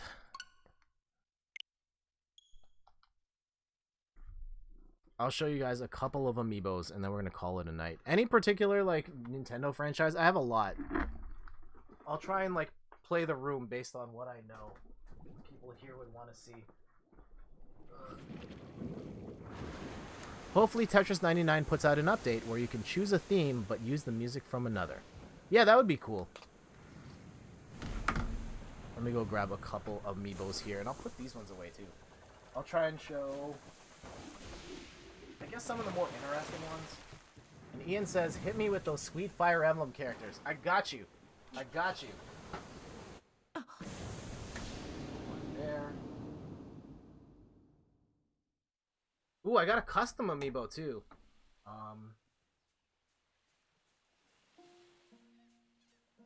Put that over here. Ooh. Okay, here's one. We'll show this one. This one's blingin'. Oh, one of my Amiibos is upside down. That's really sad. I'll have to fix that on the shelf.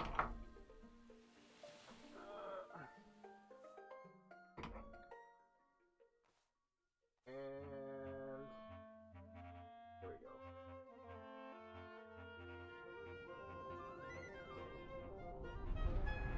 What else? One more. This is too many Amiibos, by the way.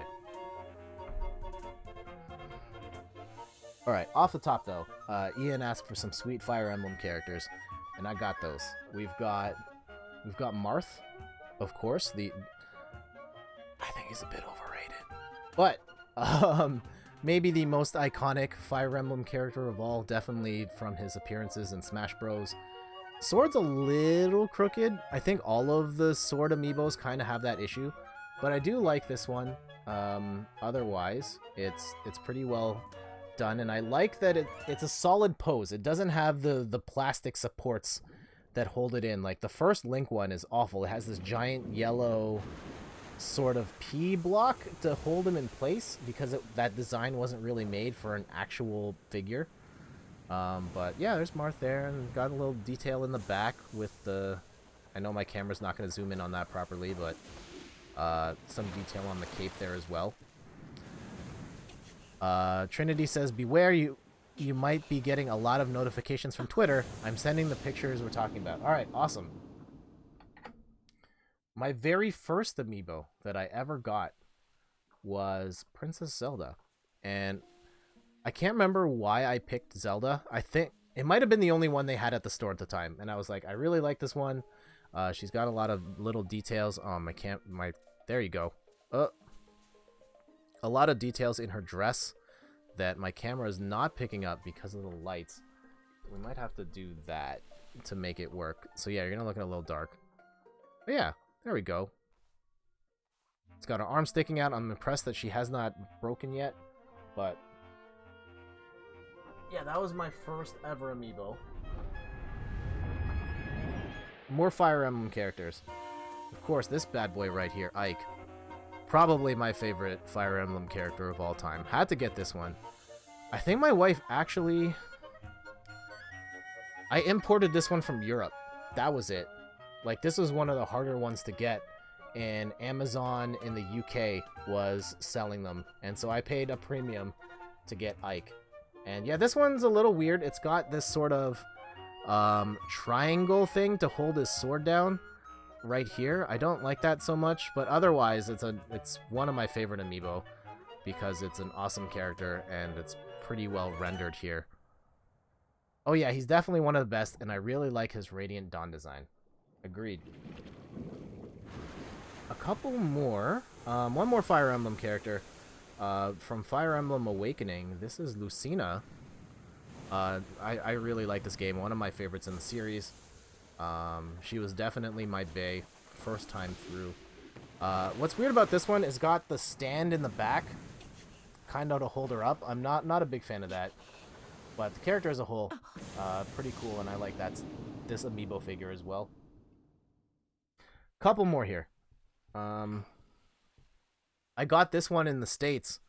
I went to Target in the States. I happened to be in the States at the time, and I got this Super Mario 8-bit Amiibo. Oh, that one actually looks really nice on the camera there.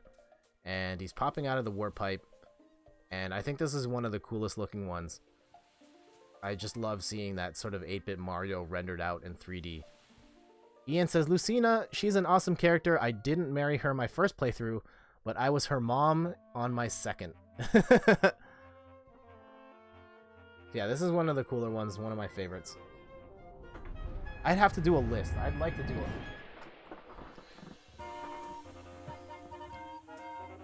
a couple more here. Here's some bling. We got the gold Mario. I had a rule in place, or I told myself I was only gonna get one of each character. And I have like 5 Marios. But I had like regular Smash Mario, and then, oh, Dr. Mario, it's a different thing. I could justify that. And then they put him out like 8-bit. Like, this is a very different style. I gotta get that.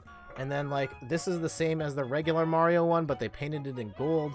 And it's a gold Mario. Why wouldn't you not want a gold Mario? Coin sound plays. Yeah, bling bling. Here's an interesting one. So, my sister-in-law for Christmas, she got me... Well, she actually kind of remixed this one for me. So, the base of this is actually the Mario Amiibo from Super Mario Odyssey. I actually have that whole set. I got those later. But, what she did was she turned Mario into a dinosaur. And not just any dinosaur.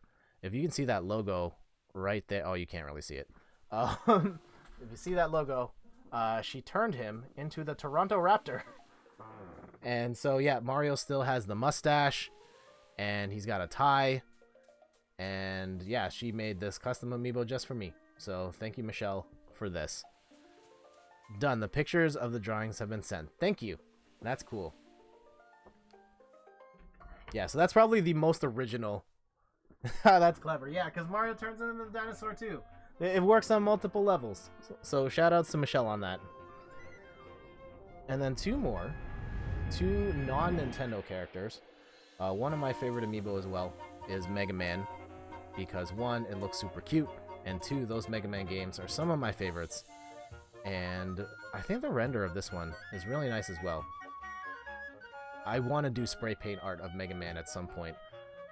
And I've got some ideas. I'll make it happen someday. And last one for tonight. And then I'm going to go and figure out that Zelda thing. And I'm going to be so mad at myself.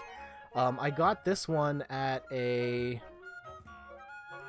Did anyone see back when Breath of the Wild Link Amiibo came out and it looked worse than what some fan made with a 3D model? Oh yeah, Mega Man is such a good boy. Yes, he is. And the Breath of the Wild ones... I can't remember what those... I know one of them was like Link shooting an arrow or something. But yeah, last one. From Yacht Club Games, Shovel Knight. One of my favorite indie games of all time. Such a good game. And I actually got this one used at a... The University of Toronto was doing like a geek sale where the students who come in set up tables and sell all their geeky wares. And someone was selling this Shovel Knight Amiibo for super cheap. So yeah, I had to get this. Shovel Knight is such a fantastic game. Just like a really cool successor to the Mega Man sort of action game. And cool Amiibo as well. And I'm glad that Shovel Knight got his chance. And I'm glad to see that there's more Shovel Knight games on the way. Alright, we'll need to play Shovel Knight. Oh, dude. Yes, you absolutely need to play Shovel Knight. I think it is one of the best games of this decade.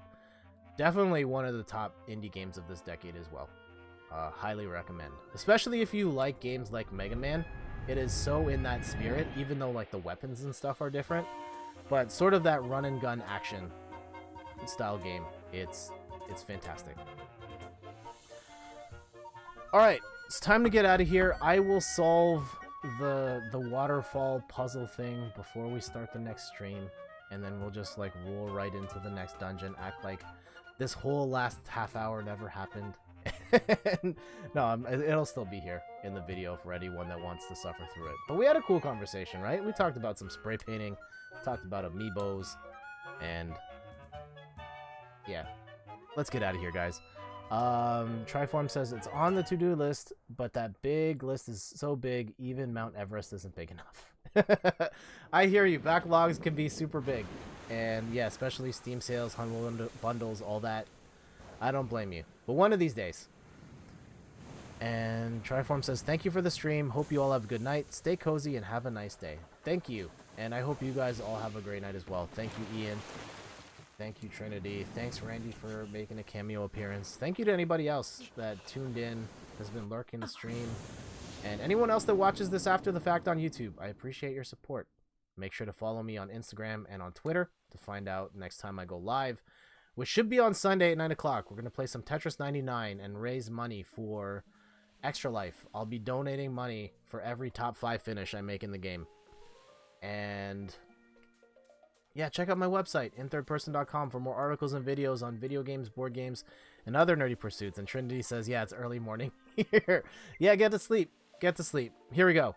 For your sake, we're cutting the stream off now. And we out. Bye, everybody.